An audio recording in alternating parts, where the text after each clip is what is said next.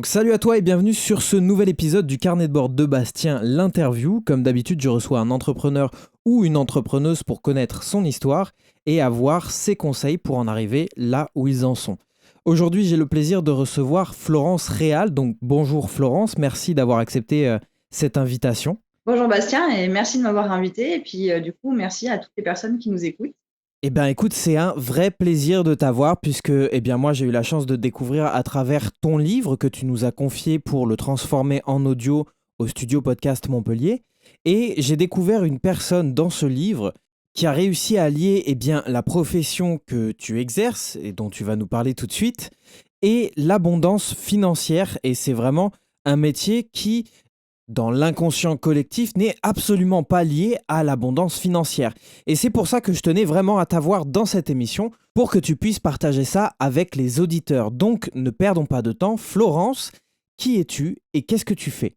Ouais. Alors du coup moi j'ai créé L'Onde Cristalline en fait, c'est mon entreprise depuis quelques années, depuis 2015 et même depuis beaucoup plus longtemps, on va dire qu'elle était en couveuse, elle n'était pas encore née, mais j'étais déjà en train de faire ce métier de chaman et médium depuis peut-être même avant 2005. Parce que c'est vraiment là où j'ai commencé à être passionnée par ça. Tout ce qui est énergétique, les mondes subtils, les anges, les archanges, le pendule, les tirages de cartes. Même les tirages de cartes, ça remonte au lycée. J'avais une copine qui avait un pendule et qui faisait des cartes et je voulais absolument le faire comme elle, mais le pendule bougeait jamais, donc ça m'énervait beaucoup. Puis, du coup, j'ai fait des études assez classiques ensuite. Je suis aller vers le marketing, les statistiques. J'ai passé un bac S, j'ai fait un DESS à l'époque, maintenant on appelle ça un master en marketing et j'ai bossé à Paris pendant 7 ans. Donc j'avais mis un peu de côté toute cette expérience du pendule et des cartes, des runes avec ma copine de lycée. Et c'est revenu en fait, mais vraiment en mode tsunami à partir de 2005 où j'ai vu le film de la prophétie des Andes et lu le livre. Et de là, j'étais là tous les jours à essayer de voir les auras, de sentir l'énergie, d'avoir des synchronicités, c'est-à-dire ces coïncidences qui n'en sont pas. Et puis petit à petit, ça a fait son chemin. Et en 2015, du coup, j'ai créé mon entreprise après m'être formée, après avoir fait des immersions avec des chamans. Je me suis vraiment découvert des dons dans ce domaine, des dons que j'ai cultivés, parce que je pense qu'on peut pas forcément être né avec, mais qu'il faut les cultiver ensuite, les développer et ensuite les mettre au service de tous. Ok, magnifique résumé de parcours, mais de toute façon, je pense qu'on va y revenir un petit peu au fur et à mesure de l'interview. Et j'ai une question que j'aimerais te poser, que je pose à tous les entrepreneurs que je reçois dans cette émission. Quel était ton rêve de gamine? Moi, c'était assez drôle parce que ça rentrait jamais dans les cases. En fait, j'avais deux rêves et je voulais faire même limite les deux en même temps. Il y en avait un premier, c'était d'avoir une ferme avec des animaux, des plantes. À l'époque, ma mère, elle crisait parce que je récupérais un peu, dès que je voyais une plante dans une poubelle, je la récupérais, je la ramenais à la maison et j'essayais de la ressusciter. Et là où ça s'est vraiment le plus mal passé, c'était quand j'étais en fac de médecine, donc juste avant de rentrer en marketing. Je voulais aller en médecine et du coup, j'avais récupéré le sapin de Noël de l'amphithéâtre et je l'ai ramené chez moi. Il est tombé dans la montée d'escalier et j'ai pété une marche en marbre à la montée d'escalier. Donc, du coup, ils n'avaient pas trop apprécié voilà, mon hobby de ramener les plantes et de les sauver parce qu'on habitait en appart et que je n'avais pas donc une ferme et que ça me manquait beaucoup. Et après, mon deuxième rêve, là, c'était plus en fait des visions que j'avais de temps en temps. Tu vois, quand on est gamin, tu as des rêves, tu as des amis imaginaires. Mais moi, je me voyais tout le temps dans une forêt avec des arbres, à parler aux animaux. Et je disais que je voulais être un peu comme une sorcière, en fait. Mais je savais pas trop ce que c'était à l'époque. C'était vraiment ce qui m'avait baigné aussi, c'était tous les mangas de l'époque, tous les trucs avec des super-héros et tout. Et ça me parlait vachement, tu vois, notamment Donjons et Dragons à l'époque où on voyait les potions magiques avec des dragons et tout. Et j'étais là, mais ouais, mais ça me parle trop.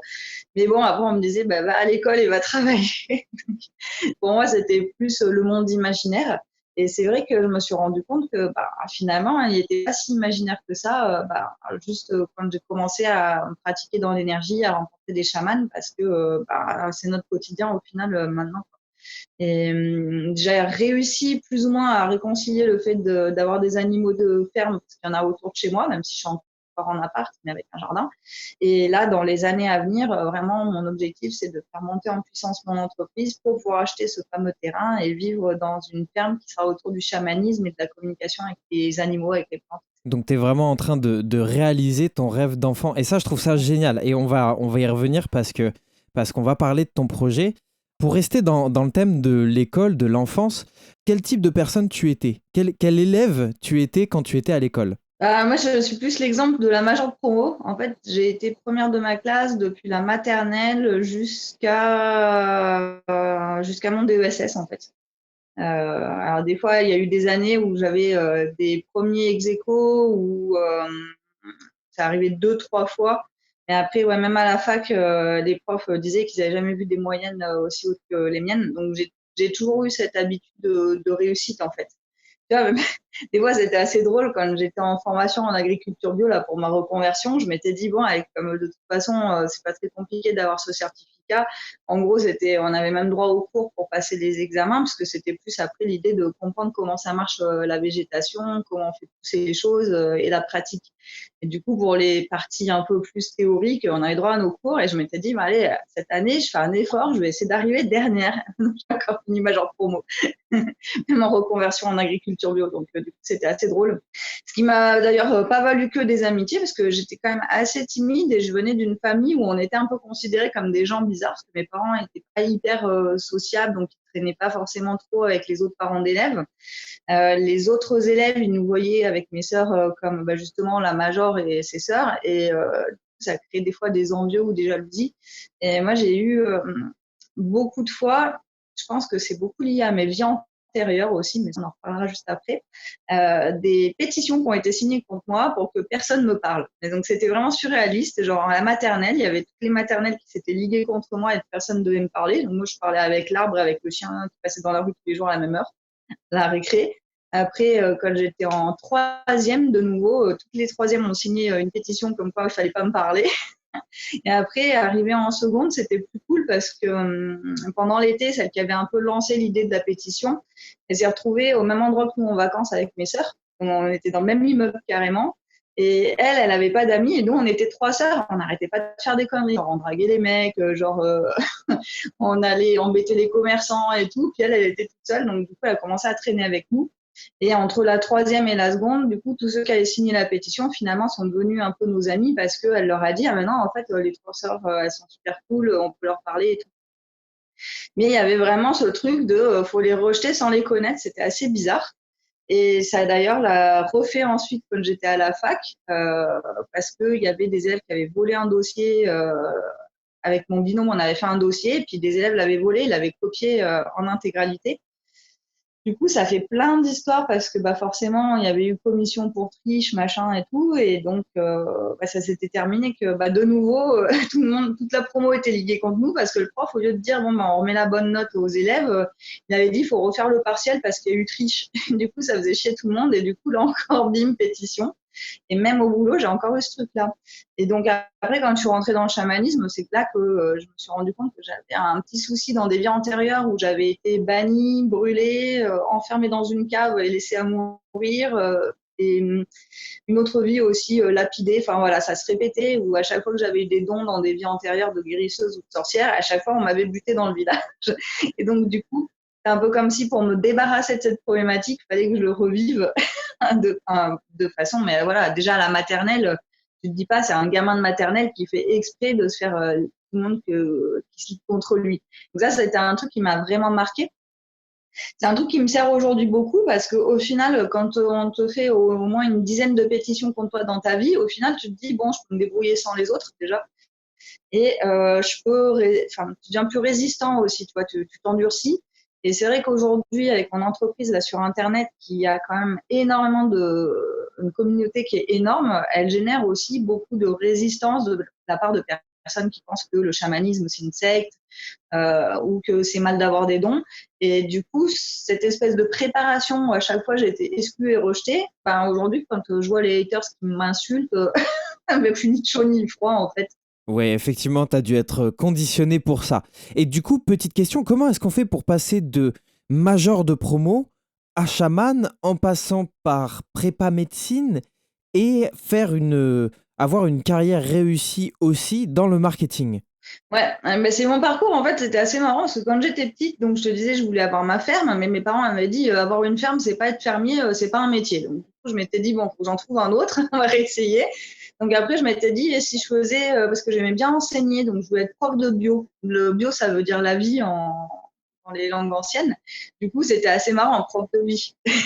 Donc, mais ça, c'était vraiment quand j'étais petite. Après, il y a eu un moment donné, je me suis aussi passionnée pour tout ce qui était psychologie, la philosophie et tout. Donc, je voulais comprendre ce qui se passait dans la tête des gens. Et c'est ça qui m'a amenée à faire ma première année en médecine, en fait. Donc, je voulais devenir psychiatre ou continuer peut-être après à être enseignante autour de la recherche en médecine ou des choses comme ça, sur vraiment tout ce qui se passait dans la tête des gens. Mais il se trouve qu'à partir de la première année de médecine, j'ai eu des soucis de santé, en fait. Il fallait que je me fasse opérer et j'ai vu tellement, en fait, d'avis différents, de 5 médecins différents qui donnaient 5 avis différents. J'ai fait, attends, mais la médecine, c'est une science inexacte. Ça va pas trop m'aller. J'avais besoin de plus de cadres, en fait, à l'époque. Et du coup, ne sachant pas trop quoi faire, il y avait un de mes super potes de l'époque qui me sort, ouais, mais de toute façon, moi, je vais en commerce, mais toi, tu serais trop mal en commerce. Je vais comment ça, je serais trop mal en commerce? Il fait, bah ouais, bah toi, t'es en médecine, toi, ton truc, ce serait pas le commerce, tu serais pas capable de réussir dedans. Et en fait, juste par esprit de défi, comme je savais vraiment plus quoi faire après cette première année de médecine, j'ai fait, ben, allez, cap ou pas cap, je vais en commerce. Et du coup, je me suis retrouvée à avoir un livre à lire, c'était Le Monde de Sophie, pendant les vacances d'été, juste avant la rentrée scolaire du DUT. Et j'ai adoré, en fait, ce truc des philosophes, de Socrate, de Platon, retomber là-dedans.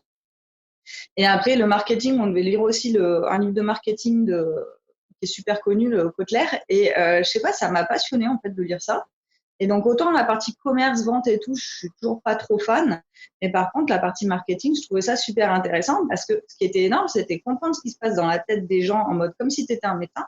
Sauf que derrière, tu n'as pas besoin de les soigner, ils risquent pas de se suicider parce qu'ils sont juste là en fait pour après être attirés ou non par ce que tu proposes, par ton produit ou ton service. Et du coup, je trouvais ça super fun. Donc, j'avais bossé à l'époque pour pas mal de projets pour la ville de Grenoble et notamment le marché d'intérêt national. Donc, c'est ceux qui vendent les grossistes de fruits et légumes. Et donc, j'avais bossé sur la création d'une marque locale.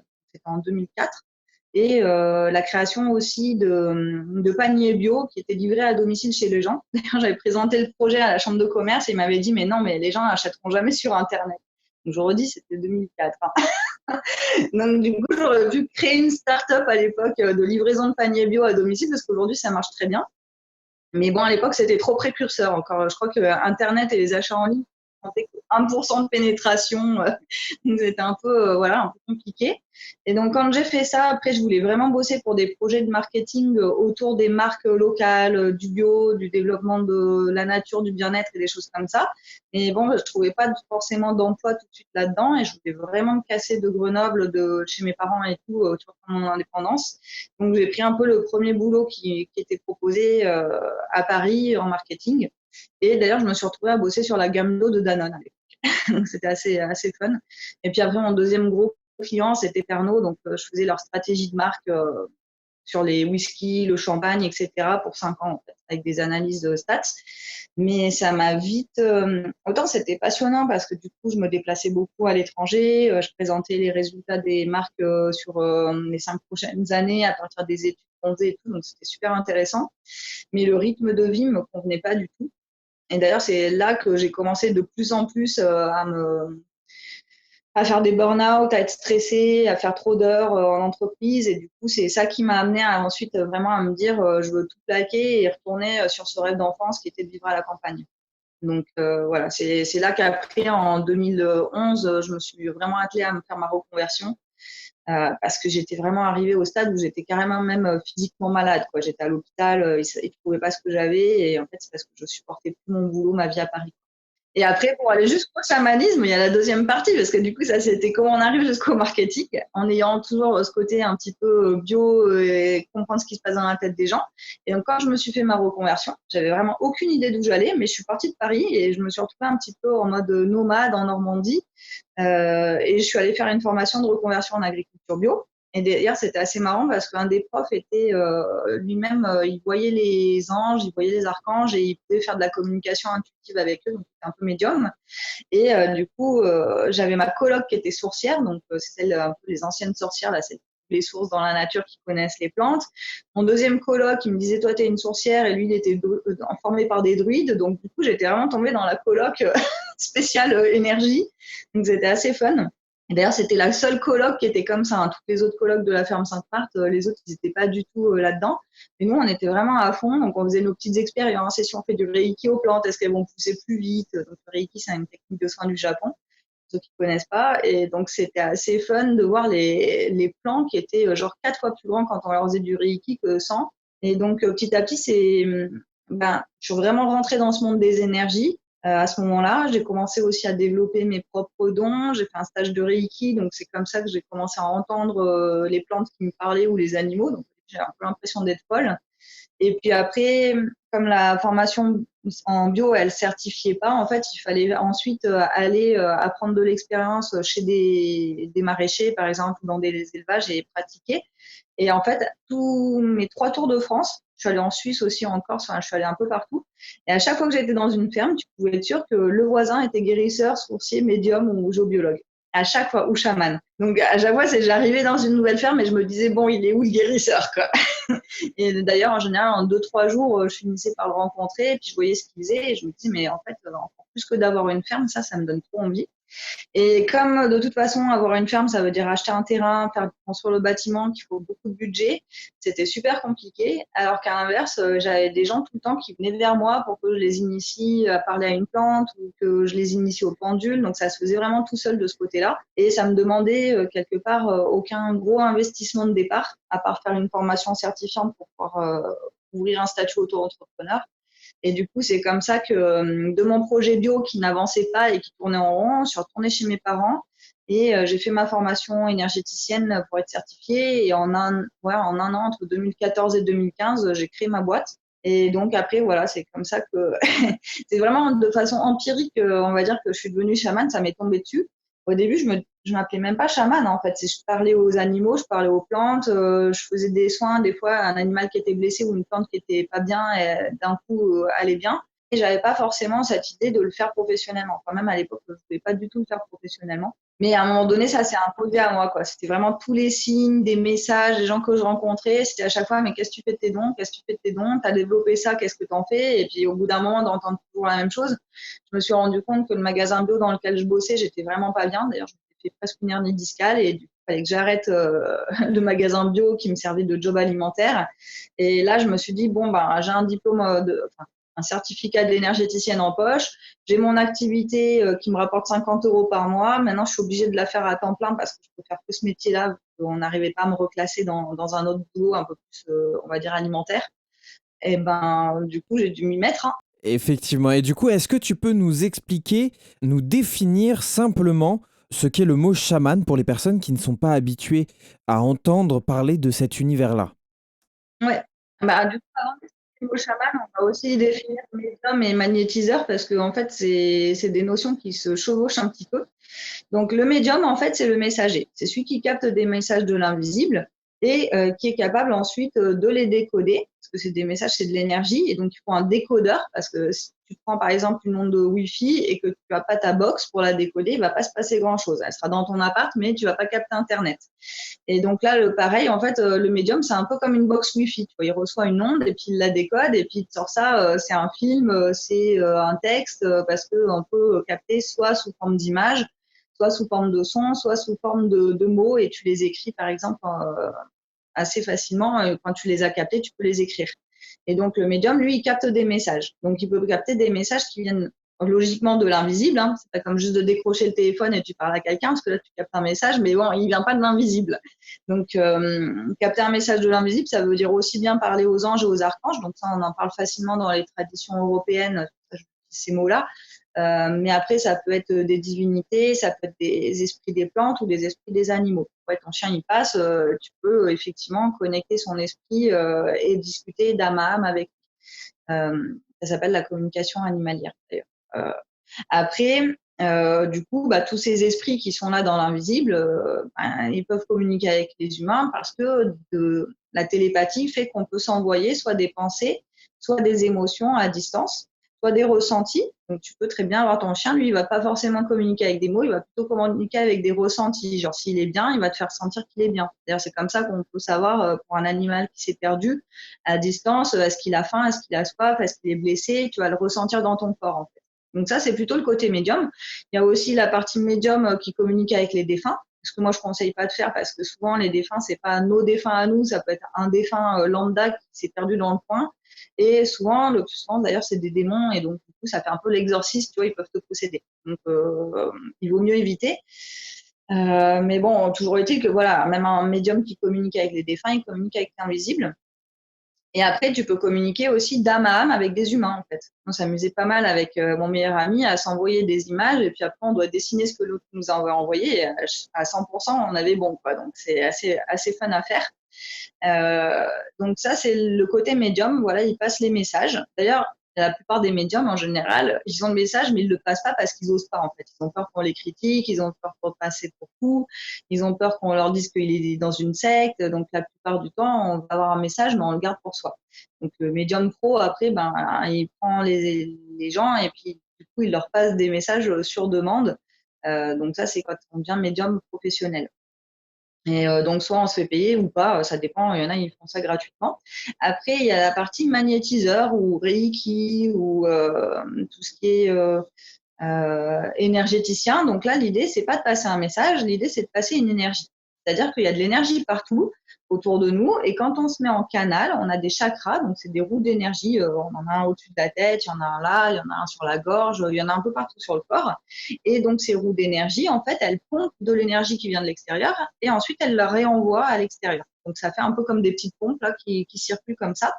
Et l'idée, c'est que quand on active les chakras des mains et le chakra du cœur, on pompe beaucoup d'énergie et tu peux la mettre à travers tes mains dans la personne qui est en face de toi. Donc ça, c'est l'énergéticien, le guérisseur ou le soin Reiki, par exemple. L'idée, c'est de pomper de l'énergie de l'environnement qui est illimitée, hein, donc c'est infini, c'est pas comme si ça allait tomber en panne, c'est en permanence, ça se renouvelle, et elle nous traverse et on la met dans les mains et on la donne à la personne. Il y a quelques magnétiseurs qui n'ont pas appris cette technique-là. En général, c'est ceux de naissance. D'ailleurs, eux, ce qu'ils vont faire, c'est qu'ils prennent l'énergie de leur corps et ils le mettent à travers les mains dans l'autre personne sans se mettre en canal. C'est un peu moins bien parce que du coup, je connais beaucoup de guérisseurs et après un soin, ils sont HS ou des fois, ils vont pas arriver ensuite à se nettoyer parce qu'ils ont tellement donné que du coup, il leur reste plus assez de réserve derrière. Mais après, c'est selon les traditions. Voilà, il y en a, ils utilisent l'énergie universelle et d'autres, ils utilisent plutôt l'énergie de leur corps à eux. Et bon, il y a les deux techniques. Moi, j'avoue, je préfère et j'impose à mes élèves d'ailleurs que de faire la première, de se mettre en canal. Et d'ailleurs, quand tu es en canal, tu peux mixer un peu avec le côté médium, c'est-à-dire que tu peux te mettre en canal et te brancher, par exemple, sur les archanges ou sur un esprit de la nature ou sur un dragon, puisqu'on parlait tout à l'heure de dragon, ou sur l'esprit d'un animal totem, c'est-à-dire un animal guide. Et du coup, c'est lui qui va te guider dans ce que tu dois canaliser ou où tu dois mettre tes mains pour aider la personne. Là, on peut combiner effectivement le côté médium et le côté magnétiseur, guérisseur. Et après, il y a le côté chaman. Et ben lui, il va cumuler les deux. Il peut prendre les messages et il peut faire les soins. Et en plus de ça, il va très souvent être très relié à la nature, c'est-à-dire que il va adorer de communiquer avec les plantes. Il va pouvoir savoir. D'ailleurs, c'est comme ça que les chamans à l'époque fonctionnaient. C'est pour donner une plante, pour savoir si c'était la fleur, la feuille ou la racine qu'on utilisait. Il parlait à la plante. Et c'est la plante qui lui disait. C'est d'ailleurs pour ça que les anciennes populations sont pas toutes mortes en essayant de se soigner avec les plantes, mais parce que vraiment ils recevaient des messages des plantes, ils n'ont pas tout essayé. Il y en a certaines, la fleur elle se mange, mais pas la racine, tu vois. La racine est toxique. Ou la fleur elle est ok, mais si tu prends le fruit, tu meurs. Donc ça dépend un peu. Donc dans la nature, bon, c'est sûr les plantes vraiment toxiques, il y en a que je crois 1% si je me souviens bien de mon cours sur les plantes. Mais après, toujours est-il que ce 20% là, ça peut tuer des gens. Donc voilà, je pense pas qu'ils le faisaient au hasard. D'ailleurs, moi, personnellement, quand j'ai des plantes, je vais leur demander sur quel chakra elles agissent, en quoi elles peuvent aider les humains, qu'est-ce qu'elles ont comme message aujourd'hui. Et donc, ça peut être très puissant. Et tu fais ça aussi avec les pierres, justement. Et avec les pierres aussi. Mais sur l'exemple de la plante, c'était une dame qui était venue à un de mes cours. Elle s'était fait virer de chez elle la veille par son ex-mari. Il l'avait plaqué en lui disant après 40 ans de mariage, tu t'en vas, je veux plus te voir, machin. Donc elle était au bord du suicide. Elle voulait même plus pas venir à l'atelier. Elle m'avait pas dit pourquoi. À l'atelier, je voyais, bon, elle tire un peu la gueule. Il y avait des moments où elle avait un peu les larmes aux yeux. Et donc à un moment donné, on fait un exercice dehors. Il fallait que chacun dans le parc, donc c'est un parc vraiment un parc de ville, hein, donc chacun devait choisir une plante. Et elle, je me dis, tiens, c'est marrant, elle prend la plante qui te remet du peps, du cœur au ventre quand tu es vraiment au bout du rouleau, quand tu déprimes, tu vois. Je me dis, c'est même limite, tu vois, si tu as envie de te suicider, tu prends celle-là. Et en fait, après le cours, elle m'a envoyé un message comme quoi, heureusement, limite, j'avais sauvé la vie parce que la plante à laquelle elle s'était connectée pendant l'atelier, il avait complètement fait passer cette envie de se suicider parce qu'elle avait vraiment, elle y avait vraiment redonné, tu vois, l'amour de vivre, la passion de vivre. Et cette plante, c'est son rôle, en fait. Donc, et chez Deva, là, qui est dans le Vercors, c'est un laboratoire où ils parlent aux plantes justement pour les sélectionner, pour savoir en quoi elles peuvent aider les humains pour faire les élixirs floraux. Et ben, quand ils comparent les notes des différentes personnes qui sont allées faire les cueillettes, ils ont toujours les mêmes messages des mêmes plantes, en fait. Donc, c'est vraiment puissant. Ça, c'est génial. Moi, à l'époque, j'avais ma cousine qui est pharmacienne. Donc, du coup, des fois, je lui demandais, tiens, et ça, du coup, est-ce que ça correspond? Parce que la plante, elle va pas te dire, je suis astringente.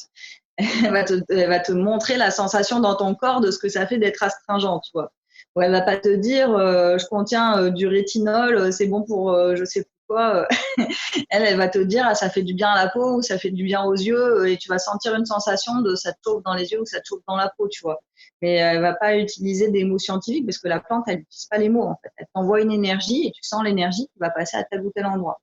Les cristaux, c'est exactement pareil. En lithothérapie, c'est connu depuis l'Égypte ancienne, voire peut-être même avant, je pense. Bah oui, même avant, parce qu'avant l'Égypte, il y avait des migrations de population, par exemple, entre la côte de l'Italie et la Corse. Et ils avaient retrouvé sur ces chemins migratoires des obsidiennes taillées. Et donc, l'obsidienne était considérée par les populations anciennes comme une pierre qui protège du mal. Et notamment, elle éloigne les mauvais esprits et les démons. Et moi, aujourd'hui, elle est utilisée en litho pour ça, justement, comme pierre de protection. Donc, imagine, c'était bien avant l'Égypte, c'était à l'époque où il y avait limite les hommes préhistoriques, quoi, les hommes des cavernes. Hein. Donc, peut-être les plus récents, parce que je sais qu'après, en fonction des âges, moi, je suis nulle en histoire, puis j'ai pas trop révisé depuis. Donc c'est vraiment très, très ancien. Donc, les cristaux, ils les ont utilisés depuis très, très longtemps, les peuples anciens, et du coup, pour se soigner, pour rééquilibrer leurs énergies. T'en as, par exemple, c'est les moquis. T'en prends une dans chaque main et ça va créer un courant d'énergie entre les deux côtés. Et donc, ça te permet de rééquilibrer tes polarités et ça sent vraiment, même des personnes qui n'ont pas trop de ressenti vont le sentir parce que c'est très puissant, en fait. Donc, effectivement, voilà, le chaman, il a ce côté d'être passionné par les cristaux, par les plantes, de communiquer aussi avec les esprits. Donc, ça peut être les esprits de la nature, donc il y a les plantes, les animaux, les cristaux, mais il y a aussi les esprits de la nature invisible comme les fées, les elfes, les dragons. Donc là, c'est là en général que les gens vont se dire qu'elle est folle, mais j'assume totalement. Hein. Moi, je communique avec eux. Après, si tu penses que tu préfères ne pas être fou et ne pas leur parler, il n'y a pas de souci, c'est ok aussi. Et il va communiquer aussi avec tout ce qui est entité parasite énergétique et même les esprits des maladies. Tu vois, tu peux communiquer avec eux. Alors moi, j'avais pas forcément fait des grosses maladies, mais tu vois, l'esprit de la douleur que tu as dans un organe, par exemple, où tu peux communiquer avec l'esprit d'une verrue ou l'esprit d'un parasite, d'un virus, tu peux en fait. Là, j'avais fait ça sur une pour ma sœur, l'esprit du virus de la plante. D'ailleurs, c'est très très drôle parce que effectivement, j'ai eu la chance de travailler sur ton livre pour le transformer en audio. Et c'est vrai qu'il y a un passage comme ça où tu parles d'une verrue et c'est quand même très très... c'est assez drôle parce que tu le dis toi-même. C'est pas top top les dévas des verrues, si je dis bien, si je dis le bon mot. Elles sont pas sexy, Elles tu sont vois. pas Il y a sexy. plus sexy. Ah, tu vois. Ça ressemble plus à un espèce de blob, tu sais, dans Ghostbusters, dans SOS Fantôme, là, tu sais, les blobs. Mais bon, après ça, c'est la façon dont il m'apparaît en fonction de moi, ce que j'ai dans ma banque de données, parce que, tu vois, il pourrait très bien apparaître un petit peu différemment à quelqu'un d'autre. Enfin, quoique là, on était 3 médiums à avoir connecté la verrue, on l'a à peu près tous vu pareil. Donc, je pense qu'il y a quand même un côté blob et une couleur un peu pas globe, tu vois. Le marron cacadois ou un truc un peu dans le genre, quoi. Donc voilà, le chaman, il communique avec tout ça. Et puis, il va pouvoir aussi, le chaman, voyager. Ça, c'est la particularité. Le médium, il voyage pas trop, en fait. Tu vois, il est là où il est, et puis il prend le message. C'est un standardiste, plutôt. Après, t'as le guérisseur, lui, c'est pareil, il va pas trop voyager. Il est là où il est, il met les mains, il se met en canal, l'énergie, elle passe, il prend l'énergie de son corps et il la passe dans la personne. Il peut faire ça aussi à distance par téléphone, par exemple. Parce que dans l'énergie, la distance, ça compte pas, en fait. Le monde énergétique, t'as pas de temps ni de distance. Et après, le chaman, lui, c'est celui qui fait le voyage. Donc, il peut aller voyager dans les mondes d'en haut. Donc, les mondes d'en haut, c'est ceux où il y a les guides de lumière, donc les anges, les archanges, les divinités, les trucs comme ça, les âmes des plantes aussi, des fois, les âmes groupes des plantes. C'est-à-dire que tu as juste, par exemple, une orchidée, elle a son âme à elle, mais après, tu as l'âme de toutes les orchidées, qui chapeautent vraiment toutes les orchidées. Et à cet endroit-là, du coup, elles sont plutôt dans le monde d'en haut. Et après, il y a le monde du milieu. En chamanisme, c'est le monde en fait où tu retrouves tout ce qui est un petit peu comme toi, incarné dans la 3D. Donc les humains, tu as les animaux, les plantes, les cristaux. Vraiment, c'est ceux qui sont physiquement incarnés. Et moi, je trouve que la plupart des esprits de la nature sont aussi dans le monde du milieu parce que tu vois, quand tu as une fée qui est liée à ton rosier, du coup, elle va être liée au rosier, donc elle est aussi dans la 3D, enfin, dans le monde du milieu. C'est pas de la 3D, c'est une dimension un peu à part, mais plus élevée. Et on peut considérer que c'est quand même le monde du milieu. Elles sont pas chez les archanges, tu vois. Et après, tu as le monde du bas. Donc, le monde du bas, après, il y a plein de petits mondes différents. Il peut y avoir le monde déjà intérieur à soi, mais qui est vraiment dans notre côté un petit peu bas, tu vois. Genre, si tu as de l'alcoolisme, tu as ton monde du bas, c'est ta dépendance à l'alcool. Les dépendances à la drogue, ça peut être les blessures du passé, les trucs que tu as refoulés, les dénis, un peu des choses de l'inconscient, tu vois, un petit peu des émotions négatives. Ça, c'est un peu le monde du bas intérieur. C'est-à-dire qu'il faut descendre en toi pour aller le chercher. Et puis après, il y a l'autre monde du bas. C'est pour ça que des fois, ça fait un peu porter à confusion, qui est vraiment là où il y a les entités, les parasites énergétiques et des trucs comme ça. Donc, on pourrait voir les dimensions, c'est un peu comme un millefeuille, tu vois, il y en a plein. Et après, vraiment, la simplification à l'extrême de monde du haut, monde du milieu et monde du bas, c'est vraiment une simplification à l'extrême parce qu'en fait, des mondes, il y en a une infinité. Tu peux même pas les compter, tu peux même pas tous les visiter, quoi. Même qui passait mon temps à un moment donné à faire du voyage astral pour en voir plein, c'est un peu compliqué parce qu'il y en a vraiment, vraiment, vraiment une infinité. Et donc, à chaque fois, limite, tu pourrais voyager à en découvrir de nouveaux. Tu peux voyager aussi sur les planètes, genre aller sur le Soleil en voyage astral, aller sur la Lune, aller sur Sirius, tu peux aller dans des mondes où il y a d'autres civilisations d'ailleurs qui existent.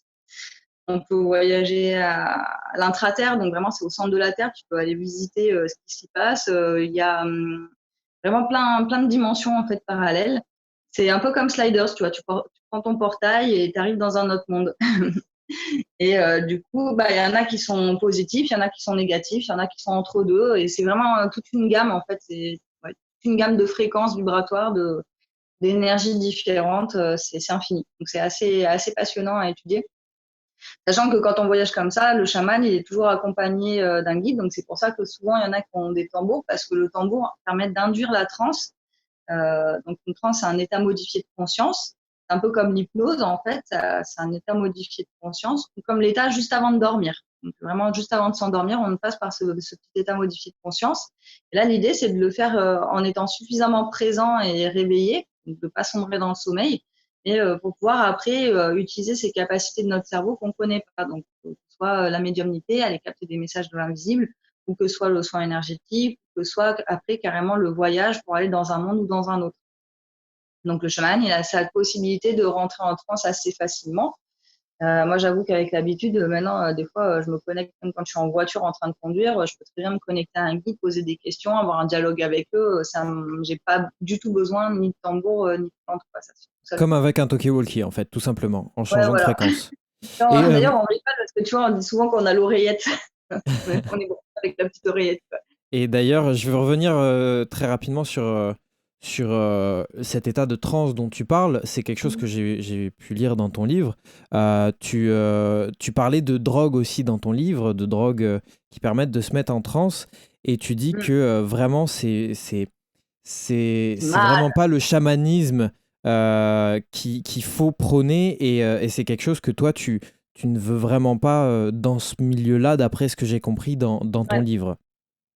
Ouais. Je trouve que c'est important de le préciser parce que les gens qui vont nous écouter, quand on parle de chamanisme, etc., on imagine vraiment tout le côté un peu hippie. D'ailleurs, tu en parles dans ton livre de ce côté-là qui est très intéressant à connaître et que tu dis que tu veux justement cet entre-deux entre euh, le monde que tu connais et quand même être dans ce milieu-là. Et c'est pour ça que je trouve ça ultra intéressant. Et c'est vrai que toutes les personnes qui vont nous écouter vont forcément avoir ce préjugé-là. Et c'est pour ça que j'avais envie de mettre le point là-dessus, sur ce côté drogue, que toi, tu dis, bah non, ça n'a aucun intérêt, c'est un milieu presque dépassé, en fait, j'ai envie de dire. D'après, quand on le lit dans ton livre, ça n'a rien à voir avec ce que toi, tu pratiques. Ouais. Bah, la drogue dans le chamanisme, c'est un vaste sujet. Moi, je sais que je suis archi contre. Donc, je le redis, je le redis tout le temps, mais je suis vraiment archi contre. Alors, pour plusieurs raisons. La première raison, c'est que moi, personnellement, j'ai eu des petits soucis d'addiction plusieurs fois dans ma vie, à des périodes où j'étais pas trop bien. Donc, du coup, déjà, le fait d'avoir des addictions, ne serait-ce qu'au cannabis, c'était déjà bien compliqué à s'en débarrasser. Donc, du coup, j'ai bien vu après, le jour où j'avais arrêté et où je suis rentrée dans le chamanisme, ma dépendance à la plante, enfin au cannabis du coup, à la marijuana, d'où elle venait, et comme elle me faisait galérer, et comme du coup aussi j'ai eu l'occasion de faire des soins énergétiques sur des personnes qui se droguent, et franchement, l'aura et les chakras, c'est une vraie catastrophe sur les personnes qui prennent de la drogue. Parce qu'ils sont même plus dans l'axe, ils sont même pas dans le corps, en fait, ils sont à l'extérieur du corps, les chakras. Alors que normalement, bah, c'est des roues qui font fonctionner l'énergie des organes, donc soit dans le corps. C'est en dehors du corps, forcément, c'est qu'il y a des blocages et des problèmes. Et après, le fait qu'en plus, ça ouvre des portes sur les mondes subtils, mais sans avoir de sécurité, parce que la personne ne voit pas, ne sent pas. Donc, du coup, elle va juste devenir un espèce d'aimant à entité, à parasite énergétique et à possession. Donc, d'ailleurs, les drogués, maintenant, j'arrive à les repérer parce que leur aura autour, c'est tout noir et tout gris. Et qu'en général, ils ont plein d'entités collées dessus tu vois, un peu comme des petits vampires, là, ça leur pompe leur énergie en permanence parce que c'est des entités qui viennent du fait qu'ils se protègent mal. Et le manque de protection vient du fait que, de façon naturelle et automatique, ces plantes-là te créent des brèches, elles te créent des trous, en fait. Donc, du coup, après, une fois que tu as des trous, tu peux attirer des trucs qui vont boucher le trou. Et ces trucs-là, ça s'appelle des parasites énergétiques. Donc, ça ressemble à des grosses limaces, à des tiques, comme tu veux. Tu peux te le représenter de plein de façons. Et il y en a certains, même, c'est carrément des démons. Du coup, il y avait une personne qui était un client d'un magasin bio où je travaillais avant, qui globalement avait fait plusieurs retraites pour aller prendre des drogues en Amérique du Sud, notamment l'ayahuasca, qui est assez connu par rapport au milieu du chamanisme. Et qu'est-ce qui s'est passé? Il était assez instable et il a continué de se reconnecter derrière aux entités. Avec des amis, on y avait fait des soins énergétiques, mais il continuait encore à retourner sur les entités, les démons et les dimensions du bas astral. Et tant et si bien qu'à la fin, un soir, il a pris un coup de folie en pleine nuit, quand il était chez ses parents, il a tué son frère d'un coup de couteau.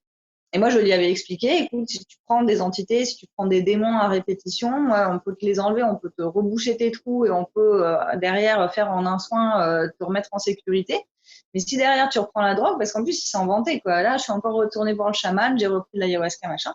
Bah ouais, mais sauf qu'à un moment donné, maintenant, je pense qu'il va passer toute sa vie, soit en prison, soit en hôpital psychiatrique, hein, de toute façon. Donc, il faut le savoir. Et ces plantes, en plus, c'est des raccourcis, mais le problème du raccourci, c'est que tu n'apprends pas par la force des choses et par la pratique à te connecter. C'est-à-dire que moi, aujourd'hui, j'utilise même pas un tambour pour me connecter, en fait. C'est vraiment, je rentre en méditation, je vais faire mon alignement des chakras. Bah, d'ailleurs, du coup, tu as suivi les cours, donc tu as pu faire aussi cette méthode-là. Et qui fait que, du coup, tu peux le faire tout le temps, tu n'as besoin d'aucun outil et ça te coûte 0 € parce que derrière, tu n'as pas besoin d'acheter ta drogue régulièrement. Sachant qu'en plus, ces drogues en France, elles sont interdites. C'est pas pour rien, c'est parce que derrière, ils ont eu pas mal de gens qui ont fini à l'hôpital après en avoir pris, parce que elles te bousillent le foie. Toutes ces psychotropes, ça attaque les molécules du foie. Donc, faut savoir, derrière, tu peux faire une hépatite à cause de la plante, parce que ton foie, il la supporte pas. Quand j'étais à Sainte-Marthe, il y avait le champ était rempli de datura. Donc, on va dire dans le chamanisme celte, cette plante, elle est connue pour être un psychotrope et elle était prise en Europe. Et donc, les élèves très intelligents avaient mangé des graines et ils ont tous fini à l'hôpital. Parce que forcément, là, ça attaque le système nerveux et le foie. Ou après, il y a les champignons, là, les champignons hallucinogènes, c'est pareil. Certains chamans les prenaient pour induire la transe. Mais aujourd'hui, c'est plus une drogue récréative et tu peux faire des bad trips avec. Donc, c'est pas forcément très, très intelligent. Donc, vraiment, en plus, c'est ce côté de raccourci qui fait qu'on n'apprend pas à induire sa transe par soi-même. Parce qu'au final, des états de modifier de conscience, on en a tout le temps. Si tu es passionné par un bouquin, tu vas louper ton arrêt de bus, tu étais déjà en état de transe limite. L'intuition, pareil, n'importe qui en la cultivant est capable de savoir qui va l'appeler quand le téléphone il sonne, de commencer à entendre des messages, d'avoir des petites prémonitions. Ça, c'est une capacité que tous les animaux ont. D'ailleurs, c'est pour ça qu'ils réagissent bien avant nous quand il y a un tsunami ou un tremblement de terre et qui sont capables de repérer par rapport aux lignes de la Terre, aux lignes d'énergie de la Terre, quand ils doivent par exemple migrer, ils font plusieurs milliers de kilomètres et ils se perdent pas en fait. T'as déjà vu un cygne qui s'est perdu quand tu fais sa migration? Non. Et en fait, c'est parce qu'eux, ils sont capables de lire des lignes d'énergie de la Terre que l'être humain a oubliées. Et pareil pour les séismes, c'est ces lignes d'énergie de la Terre, elles se dilatent avant un séisme et donc du coup, ça se ressent. Et quand tu deviens chaman ou médium et que tu as l'habitude de développer tes ressentis, moi je sais que la dernière fois qu'il y a eu une grosse chaîne de volcans qui s'était réveillée, c'était au Chili. Toute la nuit, j'étais là, putain, mais je vais péter comme un volcan, je vais péter comme un volcan, j'en peux plus, je sais pas pourquoi je vais péter comme un volcan. Et en fait, le lendemain, j'ai vu aux infos, ah ouais, mais il y a un volcan qui a pété, c'est normal, j'ai connecté à ça, quoi, alors que c'était à l'autre bout de la Terre. Tu vois. Moi, je suis en France, Chili, c'était pas juste à côté, mais dans l'énergie de la planète, ça se ressent. Donc après, sur les drogues, de toute façon, bon, il y en aura toujours qui en prendront, hein, je pense, ça c'est clair. Mais un truc qui était assez drôle, c'est des personnes qui en avaient pris et qui avaient fait des conférences et qui disaient, voilà, moi j'ai fait ça comme expérience quand j'étais en Amérique du Sud. Je lui dis, bah du coup, là, en Europe, tu as créé ton cabinet, tu fais des soins chamaniques, tu parles aux plantes, tu parles aux animaux. Ah bah non, mais ça, oui, c'est arrivé quand j'ai pris la drogue, j'ai réussi à le faire une fois quand j'étais avec le chaman à côté. Et donc, ça remontait à 1 an, quoi. Et le mec, il faisait une conférence sur son super voyage chamanique et j'ai dit, mais attends, c'est pas ça le chamanisme. Le chamanisme, c'est une philosophie, en fait. C'est un truc que tu fais au quotidien dans ta vie de tous les jours, de remercier la nature, de t'y connecter, même, tu vois, ça englobe le fait de manger bio, moi, je trouve, parce que si tu manges pas équilibré, bio, sain, des aliments qui ont été cueillis depuis peu de temps, qui sont pas industrialisés, tu peux pas monter ta vibration et tu peux pas te connecter à la nature. Enfin, il y a une incohérence derrière. Même si, bon, après, je fais de temps en temps des petits écarts, un McDo, un Magnum ou quoi, mais globalement, après, sinon, tu vois, j'ai mon potager dehors, j'ai un lombricomposteur chez moi, donc c'est aussi ma philosophie, c'est de prendre soin de la nature au quotidien. D'accord, donc ça c'est vraiment... Donc la drogue, non, puisque c'est pas bon pour les énergies, c'est pas bon pour toi, c'est pas bon pour ton corps, c'est bon pour rien du tout. Et du coup, en fait... Ni pour le portefeuille d'ailleurs. Exactement, ça coûte très cher en plus. Et justement, ce que je trouve intéressant, c'est que, t'en parlais tout à l'heure, le fait de se dire, tu parlais de trance, tu parles de te connecter à des énergies dont on n'a pas l'habitude d'entendre et qui sont réservées justement aux chamans et qui sont encore, je pense, dans l'esprit collectif, quelque chose qui est vraiment hors société, etc. Mais tu le dis toi-même, quand on lit un livre et qu'on loupe son arrêt de bus, on est dans un état de transe. Avoir de l'intuition et se dire, bah tiens, le téléphone sonne, je pensais à toi il y a 2 minutes, tu m'appelles. Bref, ce genre de choses, on l'a tous. Et ce que j'aime dans ce que j'ai lu dans ton livre et quand on a discuté avant cette interview, c'est que en fait, tu es vraiment là pour reconnecter les gens à leur intuition, à cette énergie, à tout ça en fait, que dans notre société et dans notre train-train quotidien, on oublie. Et je trouve ça génial de pouvoir se dire que, eh bien, on peut être comptable et avoir ce côté chaman, justement. On peut être médecin et quand même avoir ses intuitions, avoir quand même cet état de transe qui nous permet d'avoir certains ressentis, d'avoir ce genre de choses. Et encore une fois, c'est pour ça que j'ai voulu aussi t'avoir en interview. Et encore merci d'avoir accepté, parce que je trouve que c'est important de balayer l'ancienne définition de chaman, j'ai envie de dire, de balayer cette idée qu'on se fait du chaman et de la remettre au goût du jour et de dire que il faut se reconnecter justement à notre environnement, etc. Et d'ailleurs, je trouve que le fait qu'on soit à l'heure actuelle dans cette espèce de pause de société qu'est ce confinement, je trouve que c'est très bien parce qu'on se reconnecte à soi et on se reconnecte justement à ses intuitions, à toutes ces choses. Et je pense que c'est un très bon moment justement pour ça. Et du coup, ton métier, c'est ça, c'est donc proposer des soins et tu proposes aussi des formations pour aider les gens à devenir médiums et se reconnecter à ces énergies. Et du coup, j'ai une petite question pour toi maintenant, puisque tu en parlais tout à l'heure, tu disais que au moment où tu t'es lancé, tu gagnais à peine 50 euros par mois. Du coup, combien de temps tu as mis avant de réussir à réellement vivre de ton activité? Ouais. Bah, en fait, quand tu disais justement, là, on est en période de confinement et ça nous amène à nous poser des questions sur soi, mais effectivement, souvent, ce qui se passe et qui explique que les gens ne développent pas leurs dons, c'est qu'ils n'ont aucun moment où se poser des questions sur eux. Et on passe un peu à côté de notre vie parce qu'on court du matin au soir, on s'occupe des enfants, on s'occupe du travail, on va faire la fête. Et on est dans ce qu'on appelle l'énergie yang, c'est-à-dire l'énergie du mouvement, du déplacement, du masculin.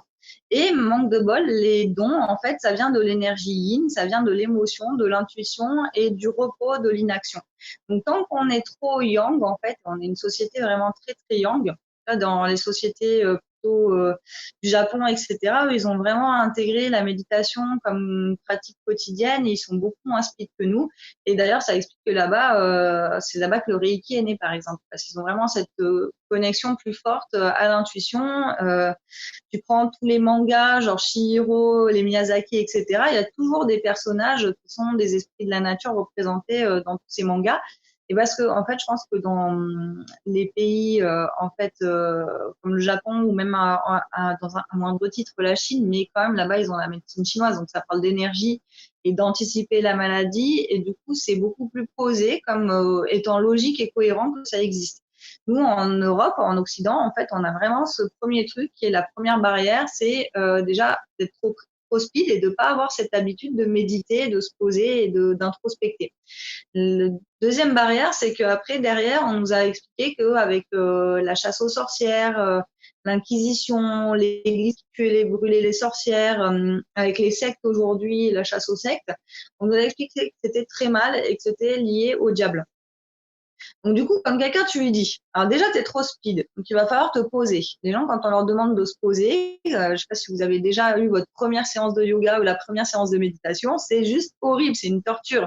Au bout de 5 minutes, on est là, mais comment ça se fait que les autres, ils sont en train de tenir? Moi, j'en ai marre, j'ai envie de pisser, puis j'ai envie d'aller manger, puis tu sais, il y a tout le mental qui se réveille et qui veut qu'on bouge. Et en fait, non, parce que tant qu'on n'a pas intégré cette espèce de muscle de l'introspection, ben, il fonctionne pas, il a une grosse crampe, il n'a jamais été utilisé. Donc ça, c'est le premier niveau. Après, le deuxième niveau, c'est de dépasser le quand dira-t-on et le regard de l'autre qui va se foutre de notre gueule parce qu'il va nous dire, ah, t'es perché, t'es dans une secte, mais ça va pas, t'es tombé sur la tête. Surtout les gens qui s'initient, ils me disent tous, j'ai peur d'être fou, genre, je commence à entendre des trucs, mais est-ce que c'est vrai ce que j'ai entendu ou est-ce que c'est mon imagination? Et je leur dis, mais en fait, de toute façon, tu vas avoir qu'une solution, c'est d'attendre que l'univers te valide. C'est-à-dire, par exemple, si tu as ton téléphone, il sonne et tu t'entraînes pour justement par télépathie savoir qui c'est qui est en train de t'appeler, tu es obligé d'attendre que le téléphone t'ait décroché pour savoir si c'était bien ton pote Steve ou si c'était ta copine Marie ou autre. D'ailleurs, moi, c'était marrant parce que des fois, j'avais carrément l'image de la personne au moment où elle pensait à m'appeler et le téléphone se mettait à sonner juste après, donc c'était assez drôle. Et donc, ça se confirmait que c'était bien la personne. Après, des fois, ça peut être, tiens, j'ai eu l'idée de faire un petit rituel et de faire ça, dans cet ordre. Mais je sais pas à quoi ça sert, je sais pas ce que c'est. Mais tu crois que les guides, ils vont te donner la réponse tout de suite? Non. Des fois, moi, j'ai eu l'information 6 mois plus tard en regardant un documentaire sur Arte. Il y avait des Indiens, je crois que c'était les Indiens Kogi, et ils faisaient le rituel que j'avais fait moi 6 mois plus tôt à une source. Je me dis, putain, mais c'est le même rituel que ce que j'ai fait moi. Et là, ils expliquaient pourquoi ils l'avaient fait et à quoi ça servait. Et donc, sur le moment, les guides, quand tu ressens intuitivement de faire tel ou tel rituel, tu sais pas trop pourquoi tu le fais. Même en soins énergétiques, pourquoi est-ce qu'à un moment donné, mes mains sont appelées à tel endroit du corps de la personne? Ça me dit travaille au-dessus du foie, travaille l'énergie au-dessus du foie. Et qu'après, quand je me connecte à ça, je ressens une grosse colère, je sens de la haine envers le père et je lui dis, tiens, j'ai l'impression que tu t'es disputé récemment avec ton père, ça a été très violent. La personne me confirme. En fait, après coup, qu'on a la confirmation, mais jamais avant. D'où le problème des doutes. C'est forcément un énorme obstacle quand on commence à développer les pratiques énergétiques. D'ailleurs, c'était le titre de ma première conférence, c'est comment réveiller ses dons et réveiller le chaman qui est en nous à cause des doutes, on n'y arrive pas en gros. Et après, la conférence, c'était bye bye les doutes. Je l'avais appelé comme ça. Mais en gros, tu vois, ça fait depuis plus d'une dizaine d'années que je pratique tous les jours. Et ben, il y a encore des moments où le doute, il pointe son nez. Mais c'est juste qu'il faut le remettre à sa place. Donc ça, c'est le deuxième gros obstacle. Troisième gros obstacle, c'est qu'une fois que tu as dépassé le truc de se dire, ça y est, j'entends des trucs, je doute moins, je vais me faire confiance. Donc, tu commences à le faire pour tes amis, ta famille. Le problème, souvent, c'est que c'est des gens qui sentent pas, donc ils vont pas forcément pouvoir te confirmer ou non. Et tu te sens tout seul et du coup, tu vas rester un petit peu bloqué parce que tu aimerais bien développer ça, ne serait-ce qu'en loisir, mais tu manques de cobayes pour t'entraîner. Donc, c'est pour ça aussi que du coup, en général, quand on a les formateurs, ils mettent en place des groupes où tu peux échanger avec d'autres. Mais sinon, si tu apprends tout seul en autodidacte, tu vas avoir du mal à échanger. Moi, j'ai appris, j'étais dans ma voiture avec mon pendule et du coup, j'étais nomade et je croisais peu de gens en fait pour vérifier mes dons. C'est arrivé que j'ai une amie qui était vraiment médium avec qui je me suis entraînée pendant une semaine parce que du coup, là, j'étais là, putain, ça fait 2 ans que je pratique toute seule. Et là, enfin, j'ai quelqu'un avec qui je peux me valider, quoi. Donc ça, c'est le troisième truc. Trouver des gens avec qui valider ce que tu es en train de vivre. Parce que sinon, c'est vrai que le lien, la frontière, on va dire, la limite entre la folie et le chamanisme est tellement étroite que des fois, tu sais pas trop si t'es fou ou si t'es chaman, quoi. C'est un peu entre deux, quoi. Et je pense que c'est normal. En fait, ça fait partie d'un des tests. Dans le bouquin, j'en parle justement. Ça fait partie d'un des tests. C'est est-ce que tu vas admettre que tu es fou et laisser tomber ou est-ce que tu acceptes d'entendre les esprits et d'en faire ta mission. Et une fois que tu as accepté que ce soit ta mission, ça c'est la troisième étape. Tu t'es suffisamment entraîné, tu t'as admis que finalement tu avais décidé t'es pas fou. Donc du coup, tu commences à te dire ça va être ma mission. Mais là, du coup, une mission, ça veut dire j'incarne mes dons et puis j'en fais profiter les autres. C'est ça le but de la mission de vie. De faire profiter des autres d'un don que tu as à la naissance. Et tout le monde n'est pas fait pour être chaman. Il y en a, ça peut être un don pour être bâtisseur. Il y en a, ça va être pour cuisiner. C'est chacun sa mission.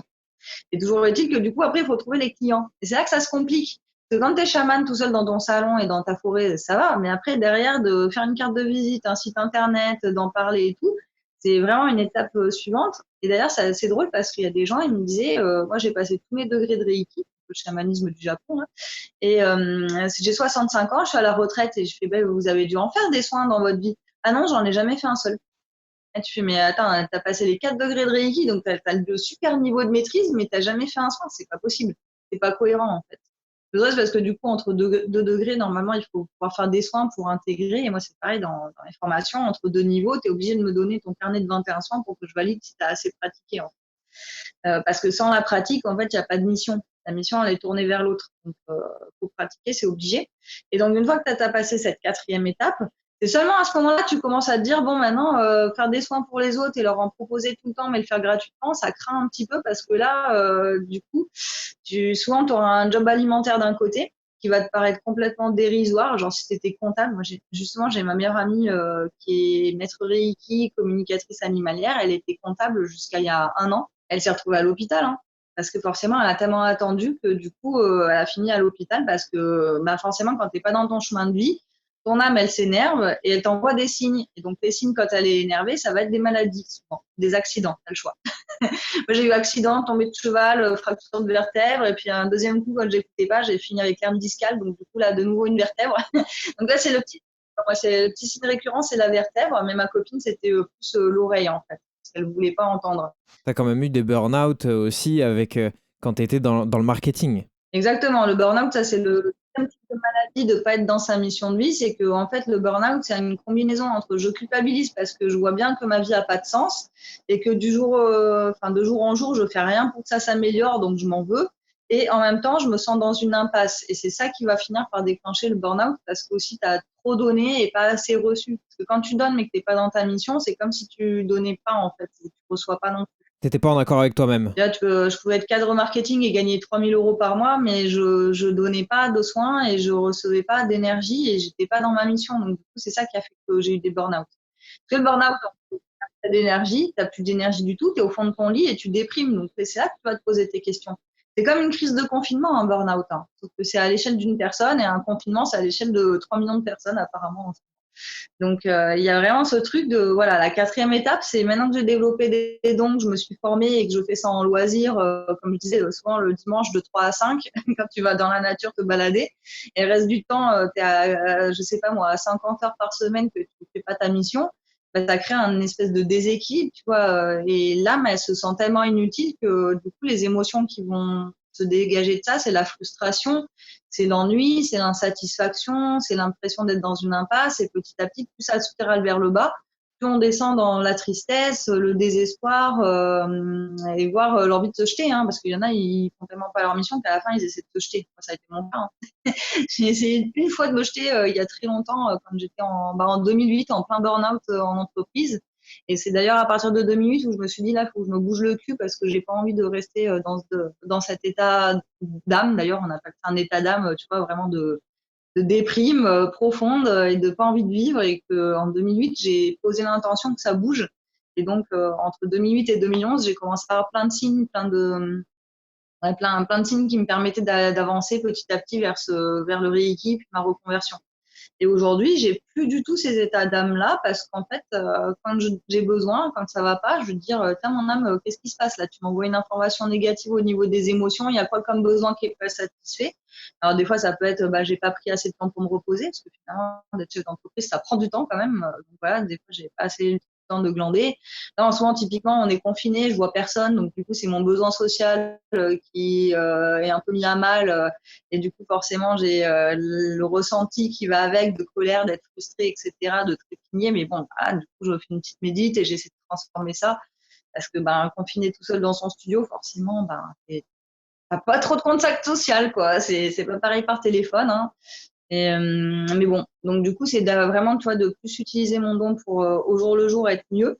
Et donc, il y a plein de gens, ils s'arrêtent à ce stade-là, en fait. J'utilise mon don pour moi et pour être bien avec moi-même, pour écouter un peu plus ce que j'ai besoin pour moi, mais ils vont pas le faire comme pour les autres. Donc, du coup, c'est pour ça que la plupart, ils ont des dons, mais ils vont pas gagner d'argent avec. Ils veulent pas le faire professionnellement. Par contre, il peut arriver, comme ma copine comptable et comme moi, qu'à un moment donné, tu te dises, mais là, j'en peux tellement plus d'être salarié que vraiment, je voudrais faire que des soins toute la journée et faire que ça, en fait. Et c'est ce déclic de se dire, je veux faire que ça, qui va te mettre face à un mur. C'est-à-dire que si tu veux faire que ça, mais qu'en même temps, tu veux pas te faire payer, ça va pas marcher. Parce que du coup, il faut que tu trouves ton revenu quelque part. Et comme en ce moment, il n'y a pas encore le revenu de base universel, du coup, il faut bien que tu aies un revenu. Alors, le chômage, tu pourrais l'avoir mais pendant 2 ans. Donc, du coup, c'est un revenu à durée limitée, hein, il va s'arrêter au bout de 2 ans. Donc, tu peux pas faire ça toute ta vie, chômeur, ça ne marche pas. Le RSA, c'est pas mal, mais la plupart des gens, quand ils se lancent, ils ont plutôt la quarantaine. Et donc, à 40 ans, sauf moi, mais normalement, tu as des enfants, tu as un mari et tu vis soit dans un appart ou dans une maison, et tu as un crédit à rembourser. Et du coup, ça veut dire quoi? Ça veut dire que tu as besoin d'un revenu.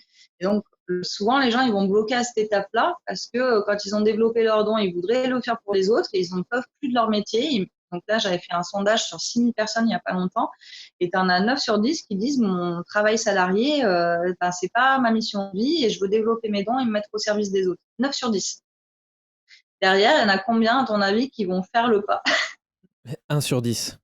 Exactement. Il y en a 1%. Non, même pas, il y en a 1%. Donc, voilà, 0,1 sur 10, effectivement, ou 1 sur 100, si tu préfères, c'est plus simple à compter. Mais voilà, il y en a à peu près 1 sur 100 qui passera à l'action, alors que tu en as 90 sur 100 qui sont pas contents de ce qu'ils vivent.